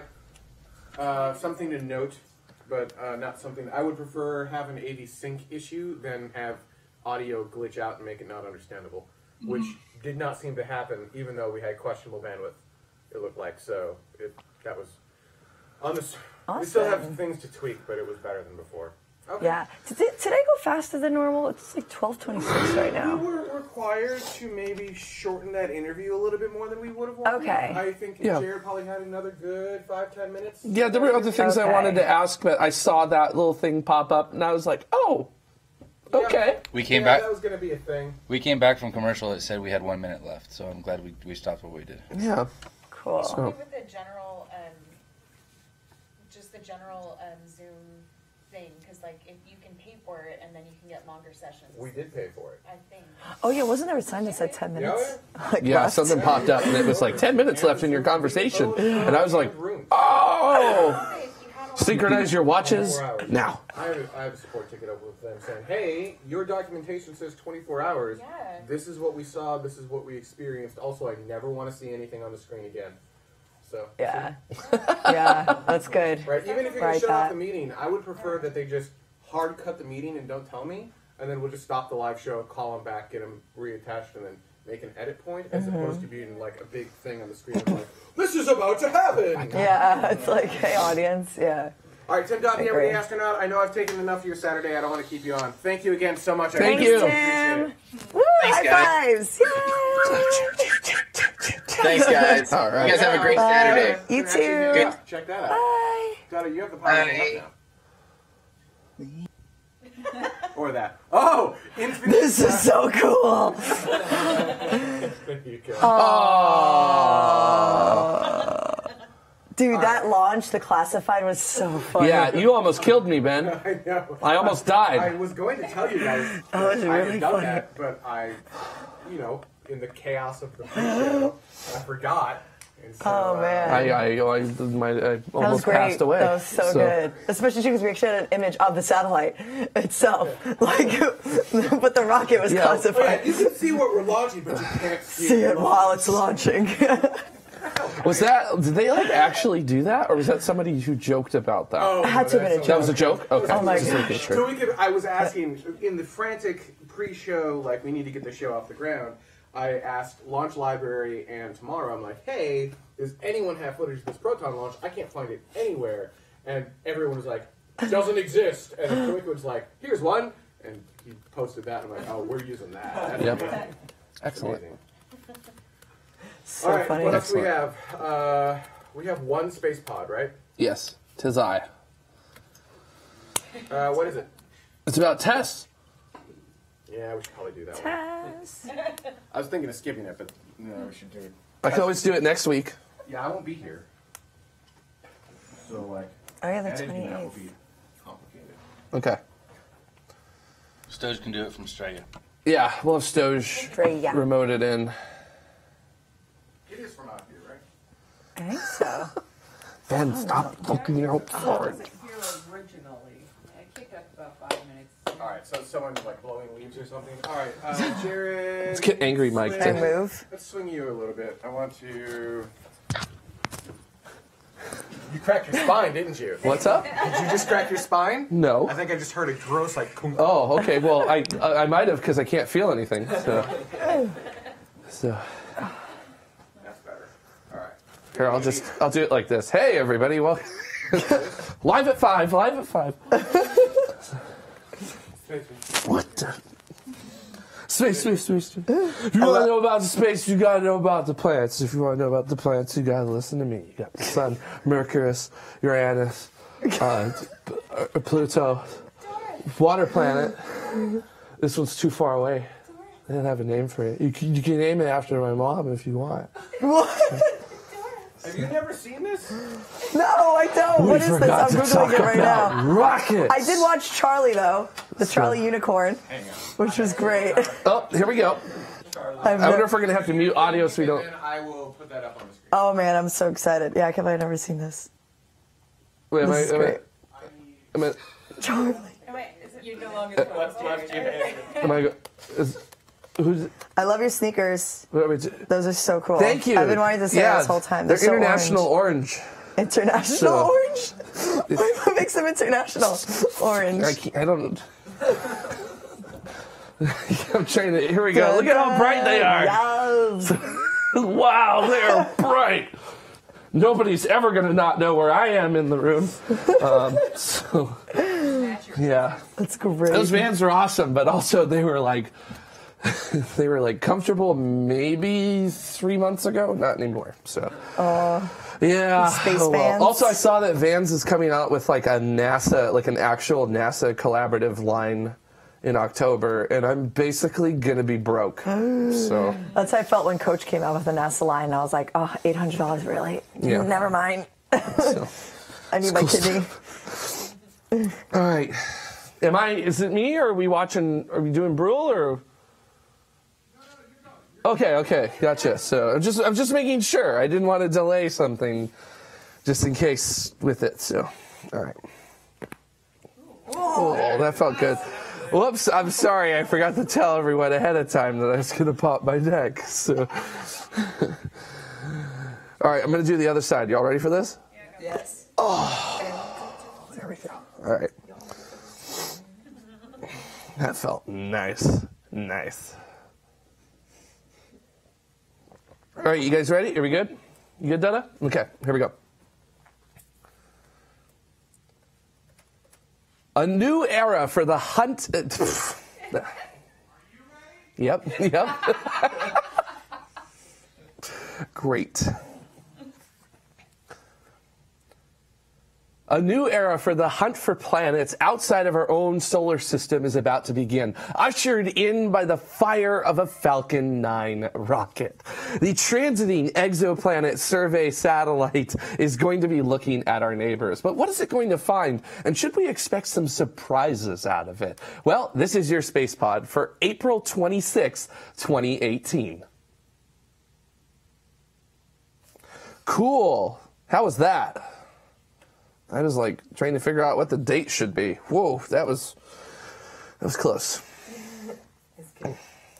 You got it. A few space pods ago, I talked about the. Sorry, messed that up. So. A few space pods ago, I talked about the upcoming end of the Kepler Space Telescope. It was NASA's first exoplanet hunting space telescope, and it's about to run out of fuel. So it seems that TESS is arriving just in time to take over. And that time was April 18th at 22:51 and 30 seconds Coordinated Universal Time. A new Falcon 9 booster lofted TESS. And although there was quite a bit of excitement for the flawless landing on the drone ship in the Atlantic, the astronomical community was holding its collective breath until spacecraft separation nearly 50 minutes after liftoff. Now, officials noted that the rocket achieved an on-target delivery of TESS into a transfer orbit with a low point of 248 kilometers and a high point of 270,000 kilometers. Now, that's quite a difference between the low point, what we call perigee, and the high point in what we call apogee. So that was because TESS's orbit that was developed, it was, tried. Now that's quite a difference between the low point, perigee, and the high point, apogee, in the orbit. Now, TESS's orbit was specifically developed in order to help it do its mission, and it's called a P2 lunar resonant orbit. Now, using a combination of its onboard propellant and a mid-May flyby of the moon, the low point of that orbit will be at about 107,000 kilometers, while the high point will reach just beyond the moon with an orbital period of 13.7 days. It's an ingenious orbit. It keeps TESS above the damaging Van Allen radiation belts. It also keeps TESS close enough to the Earth so that it can do high-speed data transfer of its information with a Ka-band communications package, and it uses the moon's gravitational pull to stabilize its orbit. Now, engineers say that TESS has enough propellant on board to stay in this orbit for 20 to 30 years. But how does TESS stack up to Kepler? Because Kepler, well, it looked at a specific patch in the sky that was 12 degrees in size. For comparison, the moon is roughly half a degree in the sky. And if you think Kepler's field of view is huge, TESS's is even bigger, 24 degrees square with 4 cameras. TESS will be looking at a 24 degree by 96 degree bit of the sky all at once. This is 400 times larger than Kepler's viewing area, and this is what is going to allow TESS to look at the whole sky over a 2-year primary mission, looking at about 85% of it overall. Now, TESS's cameras, they are sensitive to red light. They're also CCDs, coming in at around 16 megapixels, and that field of view it's okay to start. Okay, that's good. Yeah, wherever you want to. Gonna go back and do that. TESS's cameras are red light sensitive visible wavelength CCDs, and they generate about 16 megapixels of data. And in that field of view, doggone it, sorry, I messed that up.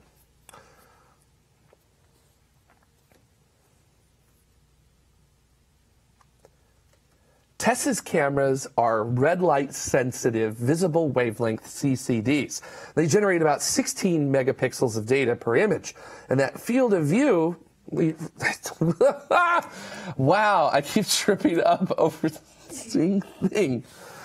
All right, okay. Do you want to change your text around? Yeah, let me do that real quick. Oh my gosh, that's like, I don't know why that's such a tongue twister. TESS's cameras are blah blah blah. CCDs coming around 16 megapixels. Yeah, and I know Ben's gonna love editing this. That puts the field of view for each camera roughly the size of the constellation of Orion. Mm-hmm. Yeah, let me redo it real quick.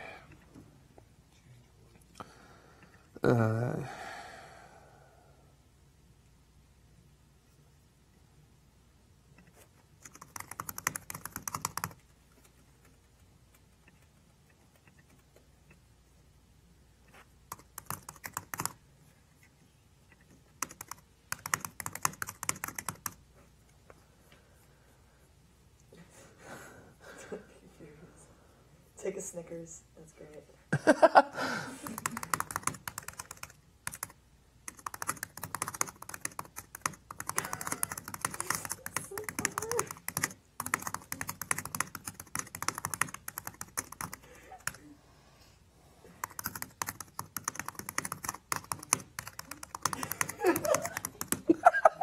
Okay,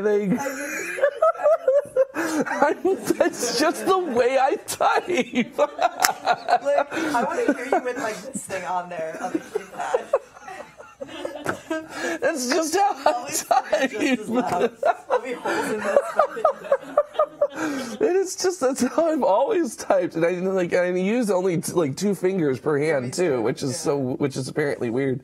My dad would always get pissed at me when I was younger, and he would slap my hands, and he would be like, "Stop typing like that," because he was just so mad that I could type like so much faster than him. So. The amount of comments about the typing right now. Yeah. It's so good. I could do. I forgot what my word per minute thing is, but it's like a little too fast. So, anyways, yeah. Sorry, I was on my typewriter. So just working my IBM Selectric over here. All right, you guys ready?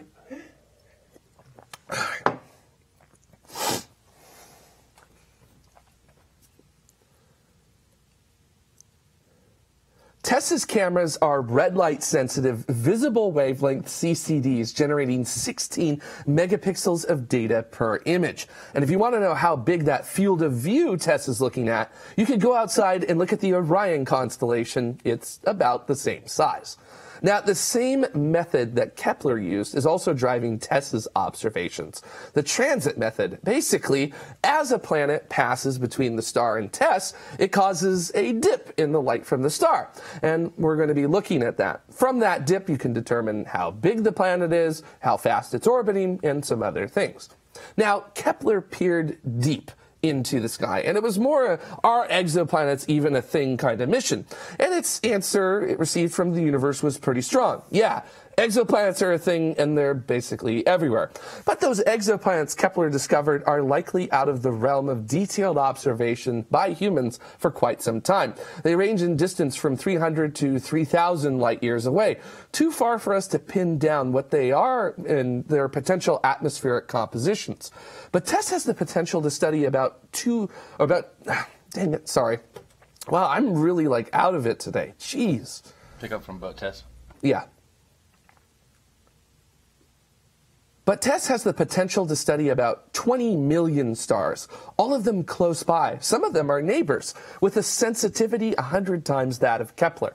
One of the primary changes between Kepler and TESS was what stars to focus on. Kepler basically took what it could get, but TESS is looking at red M dwarf stars, the smallest but most numerous type of stars in the universe.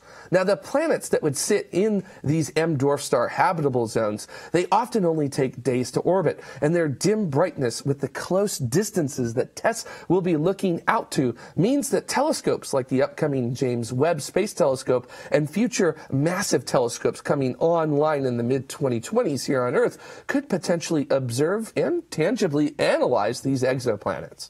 Now, NASA scientists are expecting TESS to haul in anywhere from 500 to 1,000 Earth-sized planets and roughly 20,000 Neptune to Jupiter-sized planets, an order of magnitude beyond the current number of exoplanets that we know of that have been confirmed to exist.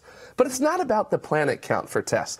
The mission is to seek out targets that are close enough that we could potentially have a go at seeing these exoplanets for ourselves. And maybe one of these discoveries TESS makes will help answer the ultimate question as to whether we really are alone in the universe, or if there's something else out there beyond ourselves. To me, TESS embodies the best of humanity. Its sole purpose is a noble one: find other places. The hunt for other places in our universe is one that humanity has been pursuing for millennia, and we're now on the cusp of having the technology to do so. And we're utilizing it as much as we can as well. We're a strange species, but with a mission like this, it says a lot about us, and quite a lot of good. Now, if you enjoyed the Space Pod, don't forget to tune in to our live shows that we have every Saturday at 1800 Coordinated Universal Time. And check out last week's show where we interviewed a really cool group called Space Nation, where they're trying to get regular folks to actually become astronauts and enable regular folks to end up exploring space. So, until the next Space Pod, keep exploring. How's that? All good? Yay! 400 takes later. So, all right. That was awesome. All right, I have nothing else left to say. I've said everything. Okay. A whole bunch of this stuff here. Yeah, throw off all the equipment and stuff. What do we do? What are we doing now? Are we just hanging out? You guys were referring to. What's up? What was this video you guys were referring to? Oh, okay. We may. I don't. Do we have to turn off audio? I think in order to show this to Athena. Is there no Starbucks in Australia? What?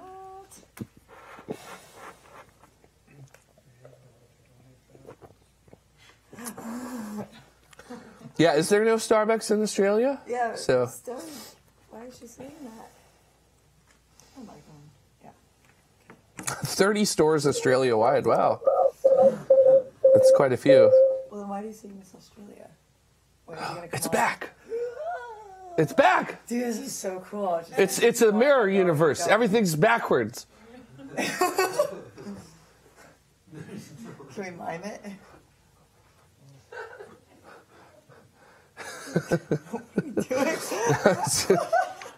I was just trying.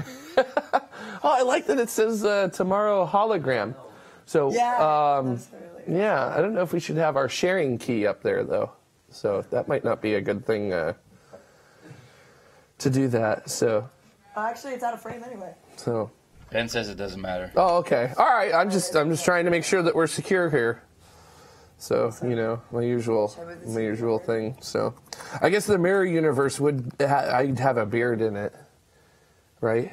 That's how that works. Like, if you can't grow facial hair, you have a beard in the mirror universe. Because, like, I actually can't, like I could, but. I want a beard. What? So you have a beard, but you'd be bald. Yes. That'd be crazy. Okay.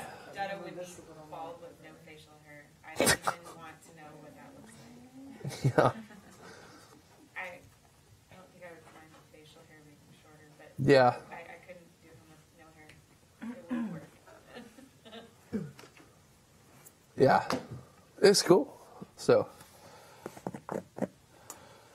Mohawk. When did you first have your first mohawk? What's up? When did you have your first mohawk? Oh, it was right after Curiosity landed. Ah. So, yeah, I saw him back, and I was like, if he can have a mohawk, I can have a mohawk. So, and let me tell you, it was like not well done until about 3 years ago. Really? Yeah. So there was like a 3-year period where you could like look at these photos and be like, you have no idea what you're doing. Like, how do you? Was it uneven? Like, yeah, it was like a ruler uneven. now? The sides were not shaved. It was just I kind of like don't want to talk about it, but also like I have to recognize that I kind of had no clue what I was doing. So. Yeah, I mean, I still kind of don't know what I'm doing, but like at least it sort of looks like I do, so which is good. It looks even. It looks great. Do you do it yourself, or you have someone shave it Oh, for I do you? it all myself. What? So yeah. I really want to know. You have to use like a piece of equipment or something that like. No. No, you didn't like tape rulers together. And No. That's what I would think. It would be like a really Maybe good. I should have. I mean, it looks super even. Like you don't even need to do that now. Does it? But does it though? Looks great. That's good. Yeah, and I do have to, I have to obviously, use a razor in both my right and my left hand. So you have to become like ambidextrous with the razor, and it's like. Why can't you just left side with your right hand? Because you don't want to go against the grain, the direction your hair's growing. Yeah, because that it's not comfortable. Would you ever like laser hair remove all that?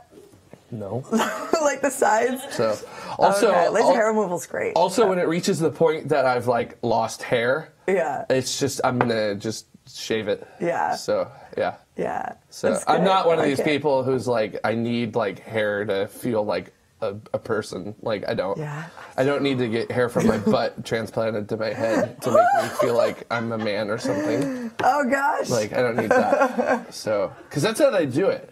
So, in case you wanted to know how to a lot of these hair transplant things work, they take it from places and put it on your head. And I just don't need that. So, because I'm mostly comfortable with myself.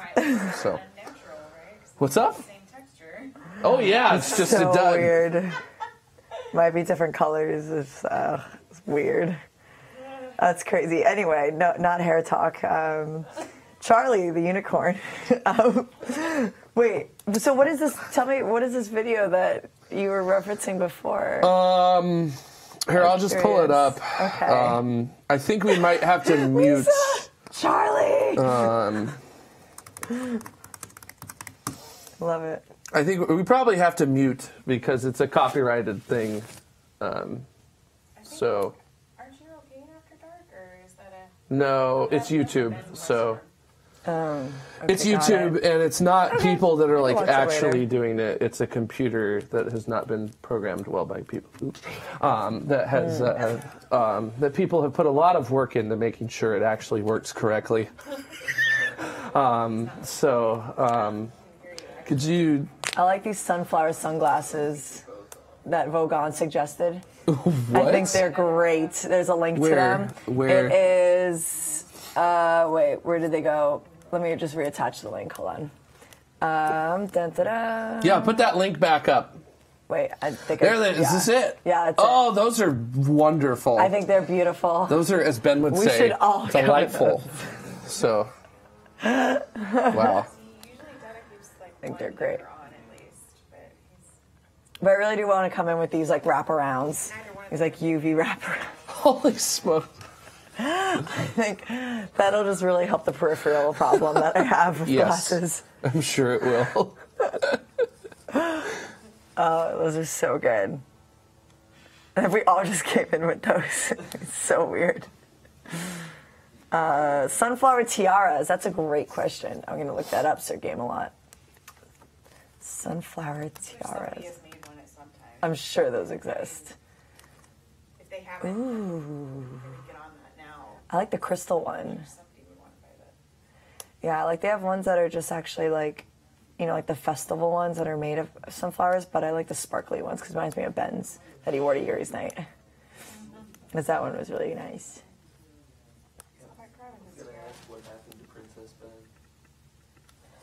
It's back there.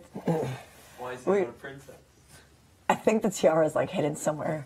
We're just gonna like pull it out randomly. His Majesty Princess Incredible. Yeah. I didn't even realize the sunflower tiara I just hyperlinked is part of a pageant website. Picture of him in that tiara for the first time. I was like, oh, he finally got his tiara. I was going to make him one, but you know, I had kids and stuff, so it slows me down. But I think it makes it with the beard. Honestly.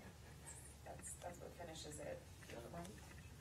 Nothing better than a beard and a tiara. Marty the Martian, why didn't you use a H-alpha filter?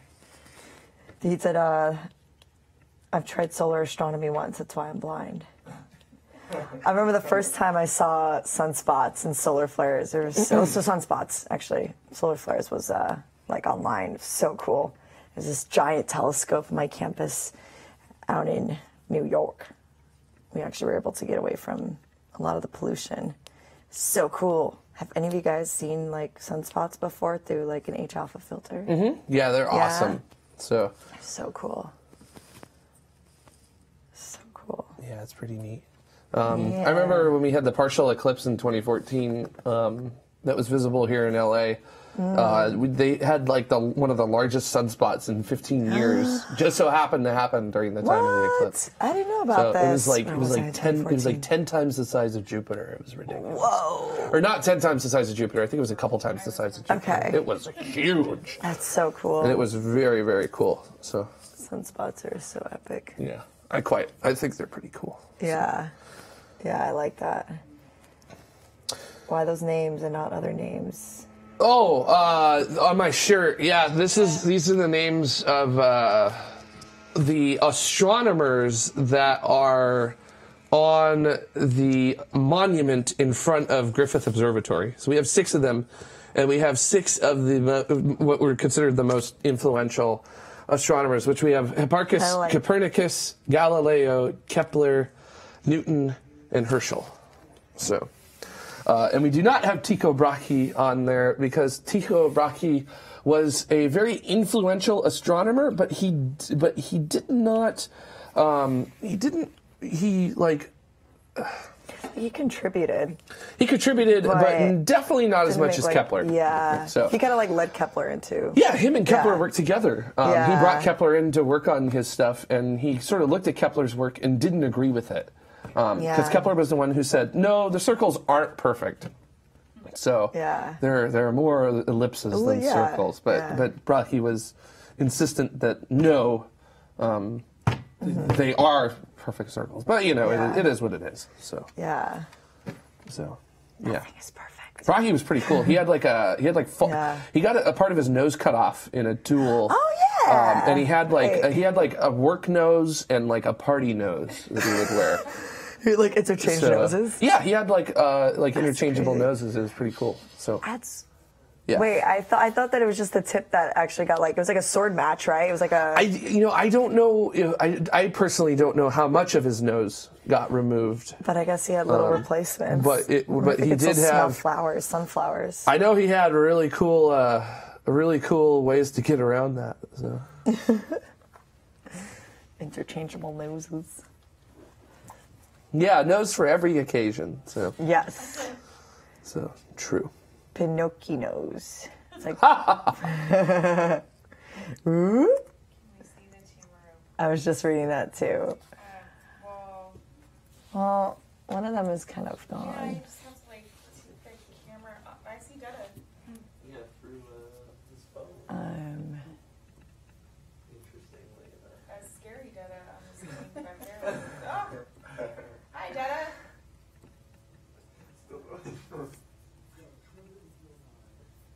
You have a Detta behind you, I think. Hello!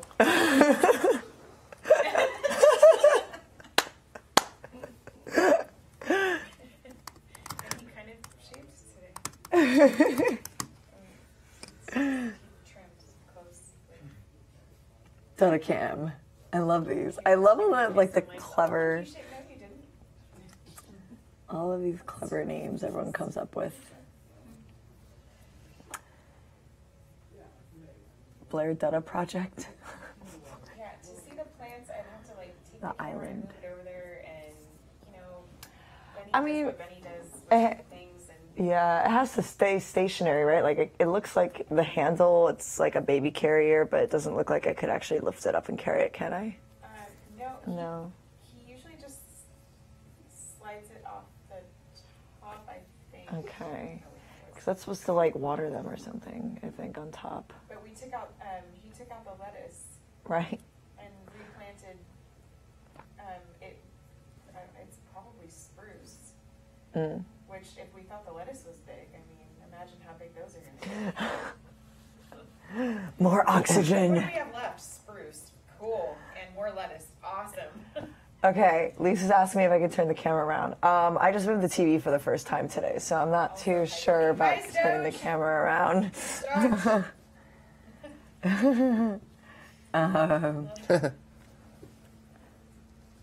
I mean, I could try, but I don't want to break anything, and then all of a sudden, like, well, there we go. It's always the question from the chat room. I'm scared of the big one because it's got the screen attached to it and everything. If anything, I just want to do that one. Yeah. Well, we're trying. But,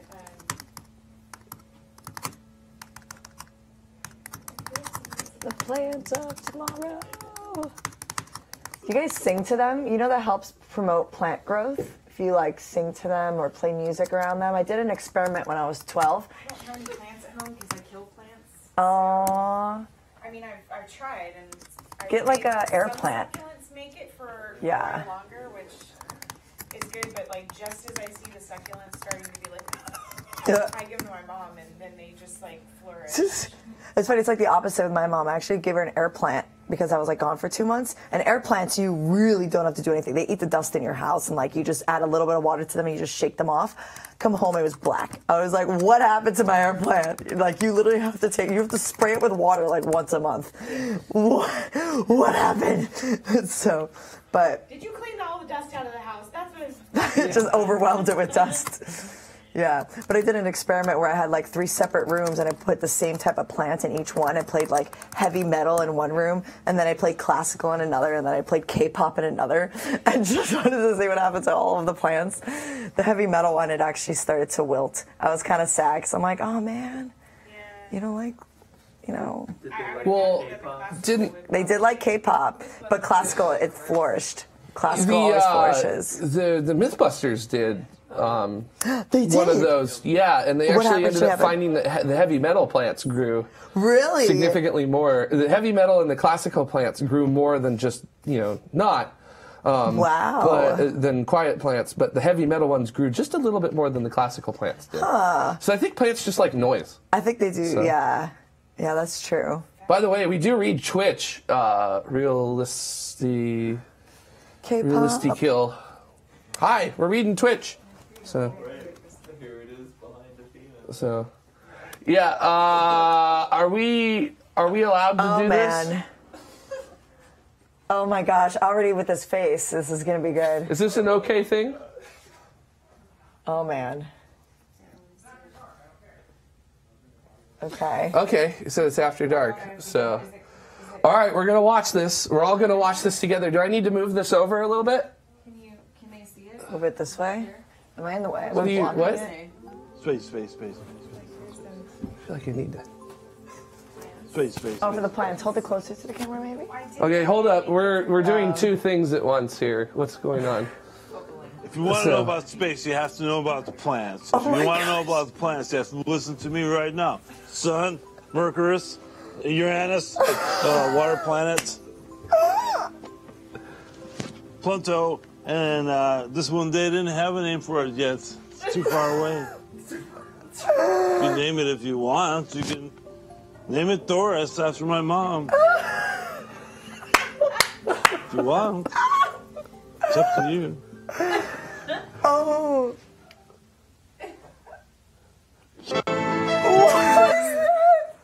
What? Please pull up the one where he goes to the observatory. Please pull that up because that's one of my favorite ones. Just Steve Brule Observatory. Yeah, there you go. World's biggest microscope. Yep. Space. Didn't you always want to know about it? What can space be? What can it be made of? What the heck is all those lights out there? Is it just a black curtain with holes in it?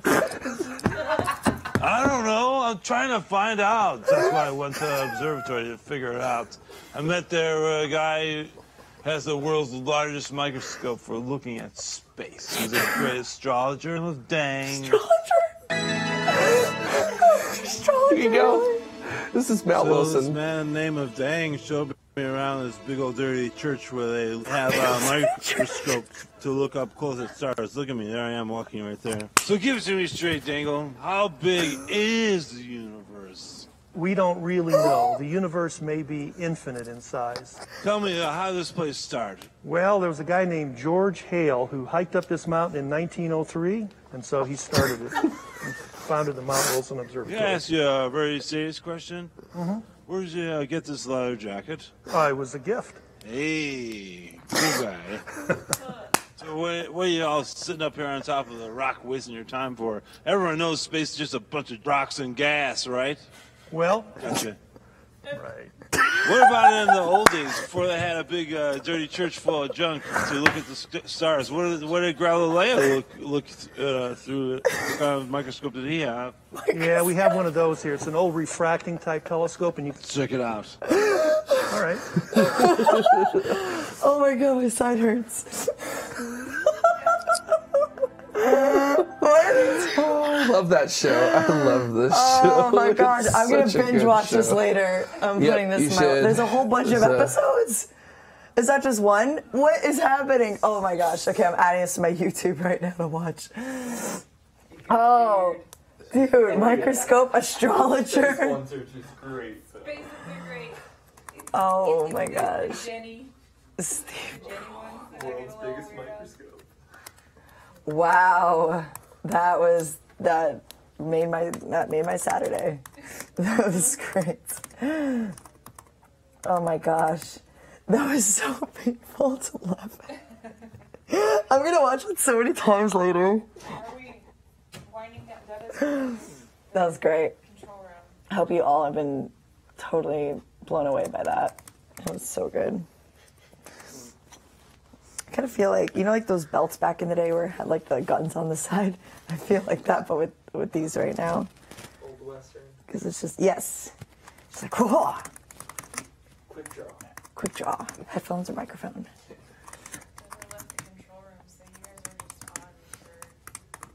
Forever. Forever. Nothing? You guys all too young for this? Forever. I said no, that. I know what's up. I was like, so forever. This big dirty church, that was so funny. Oh man. I'm older than I look. Jared just happens to have some knowledge of the days of yore. Wait, what is this? Days of Yore? When I was No. born. It was like, Days of Yore. Wait, what is this? Wait, what was your reference to when you were saying? It's forever. Forever. But it's the way that it's said because the way that the kid says it. This is from a cartoon. Live action. A movie called The Santa Claus. Where they play baseball. Oh, I know that. I saw it when I was really young and I don't remember it. Sandlot. No, I saw it when I was an adult actually. I just don't remember the reference. I'm gonna watch this again later. The Sandlot was great. Forever. Okay, now I'm gonna like just watch that part on loop. I love the Sandlot.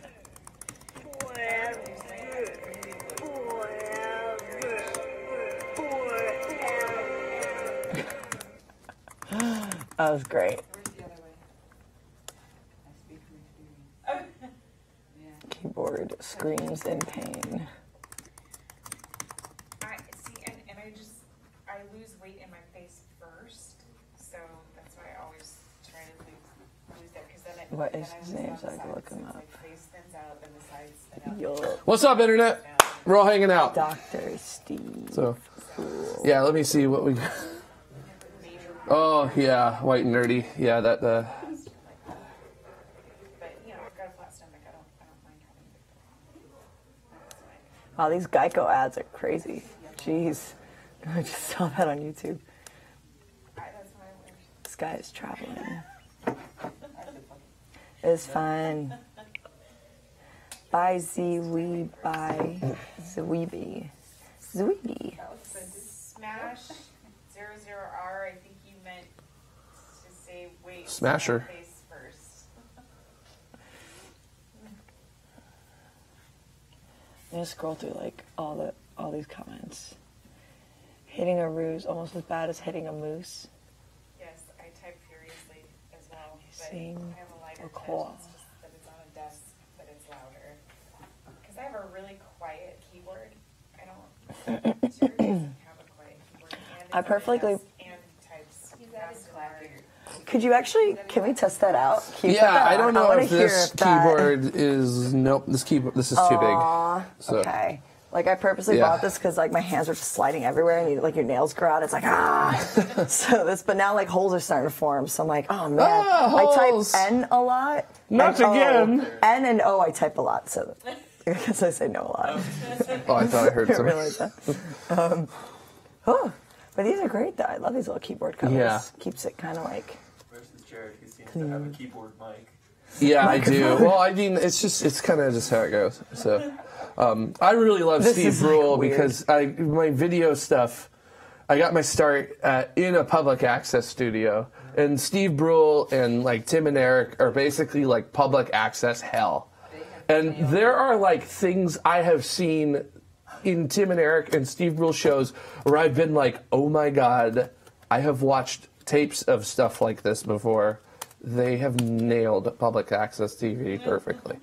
So that's why I love it so much. It reminds me of my early days. So good. So There's so much on YouTube I still haven't seen that's like stuff like this. This is incredible. What else is like a good comedic? Like, okay, so I got to see Charlie. Charlie the Unicorn.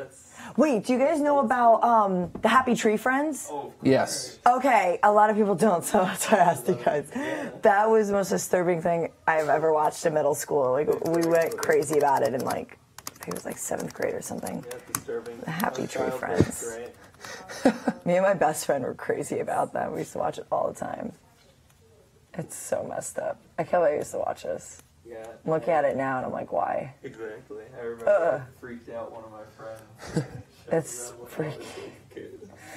Uh-oh, Stoge does not know what Happy Tree Friends is. Oh, well, Stoge is about to find out what Happy Tree Friends is. Oh, I'm so sorry, Lisa. Yeah, watch it, but it, take it with a grain of salt. It's going to be a little, just gruesome and explicit and weird. I don't even know how to. So Neuropilot, could you create an AI to select only the most hilarious YouTube videos? I've never created an AI before. If I could, I would do that, because then I could actually know how to utilize my time properly and what I should be watching on YouTube and what I should not. But if anyone knows how to do that, maybe, well, pretty much, like, Apple, anytime I talk about something now on the phone, I see an Instagram ad for it. So I'm like, I might as well just start saying, like, good YouTube videos, and then it'll just, like, Instagram ad, It'll hey, pop check out them this up. YouTube video. Hey, by the way, here's some really good YouTube videos. You guys want to see these YouTube videos? Here. This is promoted. Click here. Learn more. Would you like to know more? Yes. Those ads are really funny. Yeah. There's so many ads now these days. Yeah.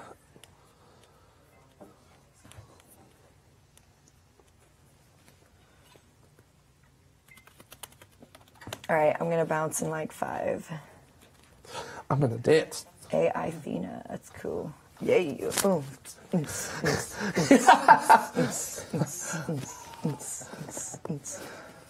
So. Cool stuff. Ah, like the neural lace, Neuropilot, you're referring to like the neural lace. I remember learning about that like maybe 2 years ago when I like first started doing the YouTube thing. Yeah, that's some cool so stuff. So cool, yeah. So. Yeah, it helps a lot with people with like Alzheimer's. It's like a lace. They've laced it in lab mice's brains so far. I think they've just done that where they actually are able to help control like the chemical release of certain neurons in the brain. And so it's actually supposed to help build up better memory for people with like Alzheimer's and stuff. I mean, obviously we don't know of any mice that have Alzheimer's, but they were able to do that in there. So yeah, imagine what it would be like once Elon's Neuralink becomes available. I can't even imagine. I don't think I would actually use it though, to be honest. Nice. Interesting. Yeah, unless I, suffering from memory loss. Here we go.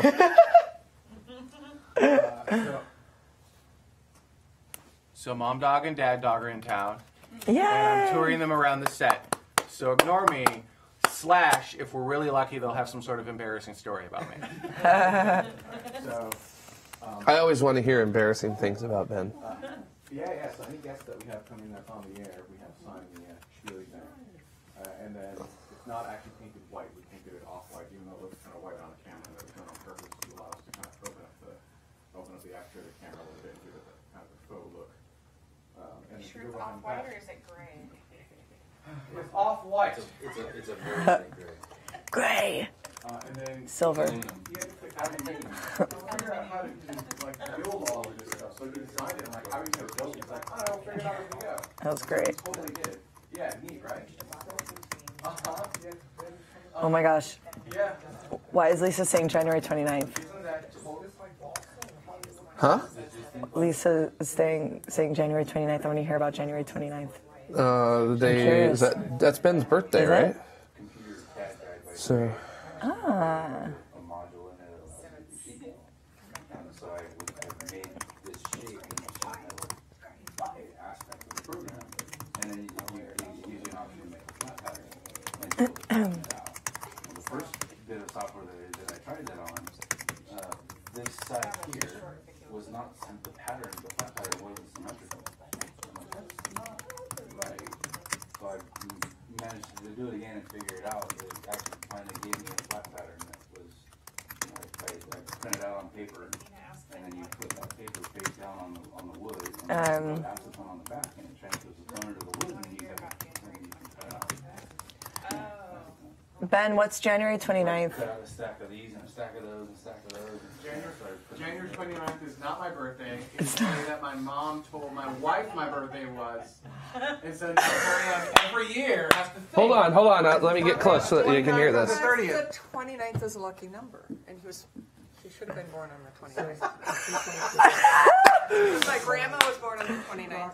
My dad was born on the 29th. I was born on the 29th. Wow. So he was supposed to be born on the 29th. Wait, what's your actual birthday, Ben? Nice. What is your actual birthday? Way to go, Ben. Right? He screwed it up. Way to go, Ben. God. So. Does anyone know when Ben's real birthday is? It's the 30th. Oh, it's just the next day. Okay, wow. Which is funny because I always have to think about Dada's birthday because I always want to say the 28th and it's the 29th. Wow. She just had the wrong son. Oh, that's great. Thanks, Stowe, for asking that. That would have made in life. They can switch roles. So if you look at the front, Oh my gosh, my dad's birthday is today too. That's crazy. Wow. There's lots of things happening And it's today. astronomy day, and tomorrow's Earth Day. Oh my gosh. So Yep. many coincidences. See, that's crazy. Yeah, I was talking to him on the phone this morning. He's going to a lizard show. A lizard show. Yes. I was like, You what? have my full attention. Yeah, I actually asked him, I was like, is it kind of like a chicken show? And he's like, yeah. And so it's pretty much where like people who are like reptile or lizard owners, they like train their lizards to do certain like obstacle courses or like do tricks, and they like make them look really good. Like You can train a lizard? That's what my dad told me. Okay. My dad has like a whole like zoo of animals. He has like over 15 pets, and he has like a dragon and stuff. But you know. Your dad has a pet dragon? Wow. I don't even know where you can get those. Dad isn't here. I don't all of this set stuff started inside of the nobody house. that like here. You Tired guys of my are. lunch break, so I sat down and started I just realized I'm like, I don't. taping out. You know, mine and Dada's third wedding anniversary is coming up. Wow. 3 years of marriage. August 11th to the 12th, LA is having their ultimate reptile super show. I think we should go to this. Some days it feels like yesterday. Other days it feels like, you know, I don't know, 24 years. Yeah, where can I go buy a dragon at? Tea. You can get a bearded dragon. I mean, I can get like, but I mean, okay, are we Monitor. talking bearded or like mythical? Definitely not mythical. Well, I I'm not wish. interested. That would have been nice. So. Or those like poisonous ones. Oh, the Komodo dragons? Komodo dragons, Yeah, yeah. those are, I'll stay away from that. So. Or, yeah, there's like a lot of. My dad also has scorpions, which is interesting. That's pretty cool. Dog to sleep. What's up? Tell the guy down the pub how to put your three-headed dog to sleep, and he'll give you a dragon egg.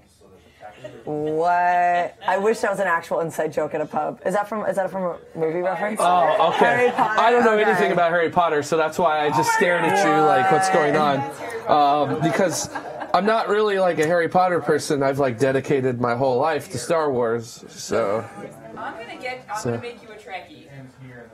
You will. Well, I mean, I like. Yes. I've seen My the ring got movies in some of. No, not the Abrams verse stuff. I mean, I've seen that too, and I appreciate it for what it is. But I've seen like the movies, like, and I like them. Huh? Which? Whales in space. Yes. That was like that's like my favorite Star Trek movie. So it's perfect. It's everything I love about Star Trek in it. Yeah. And I haven't like sat down and watched the show. Like I've watched a couple episodes of The Next Generation, but I haven't watched any of the original series or anything around that. So yeah. I should say that first two Never having seen seasons. the studio, you know, The original series, sure. Gotcha. Well, I mean, After that, Roddenberry walked away. So. apparently I have like very bad pop culture knowledge because I don't know like I do anything. too. Like, really, the only things I know the inside outs of are Star Wars and Top Gear. That's about it. Those are two So, really good ones to have. We just need to get in to Star Trek yes. and Harry Potter. Okay. Yeah. I'm willing to give Magic a shot. So. You believe in magic.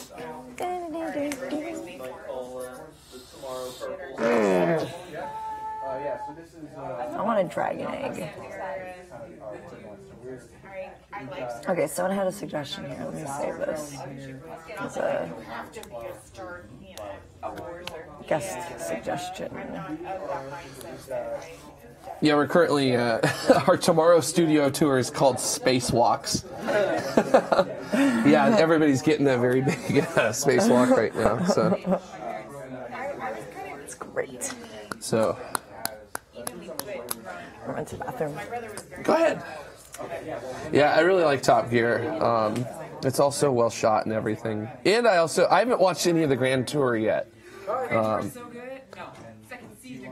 Yes, you were telling me about this at work. About this, so yeah, definitely. So. Are we winding down? Yeah, I think we are. Thanks for watching, everybody. It's so great. I really enjoyed these moments we get to. It's like Twitter, but not. Because, like, I'm here, but you're not. Like, you get the idea, right?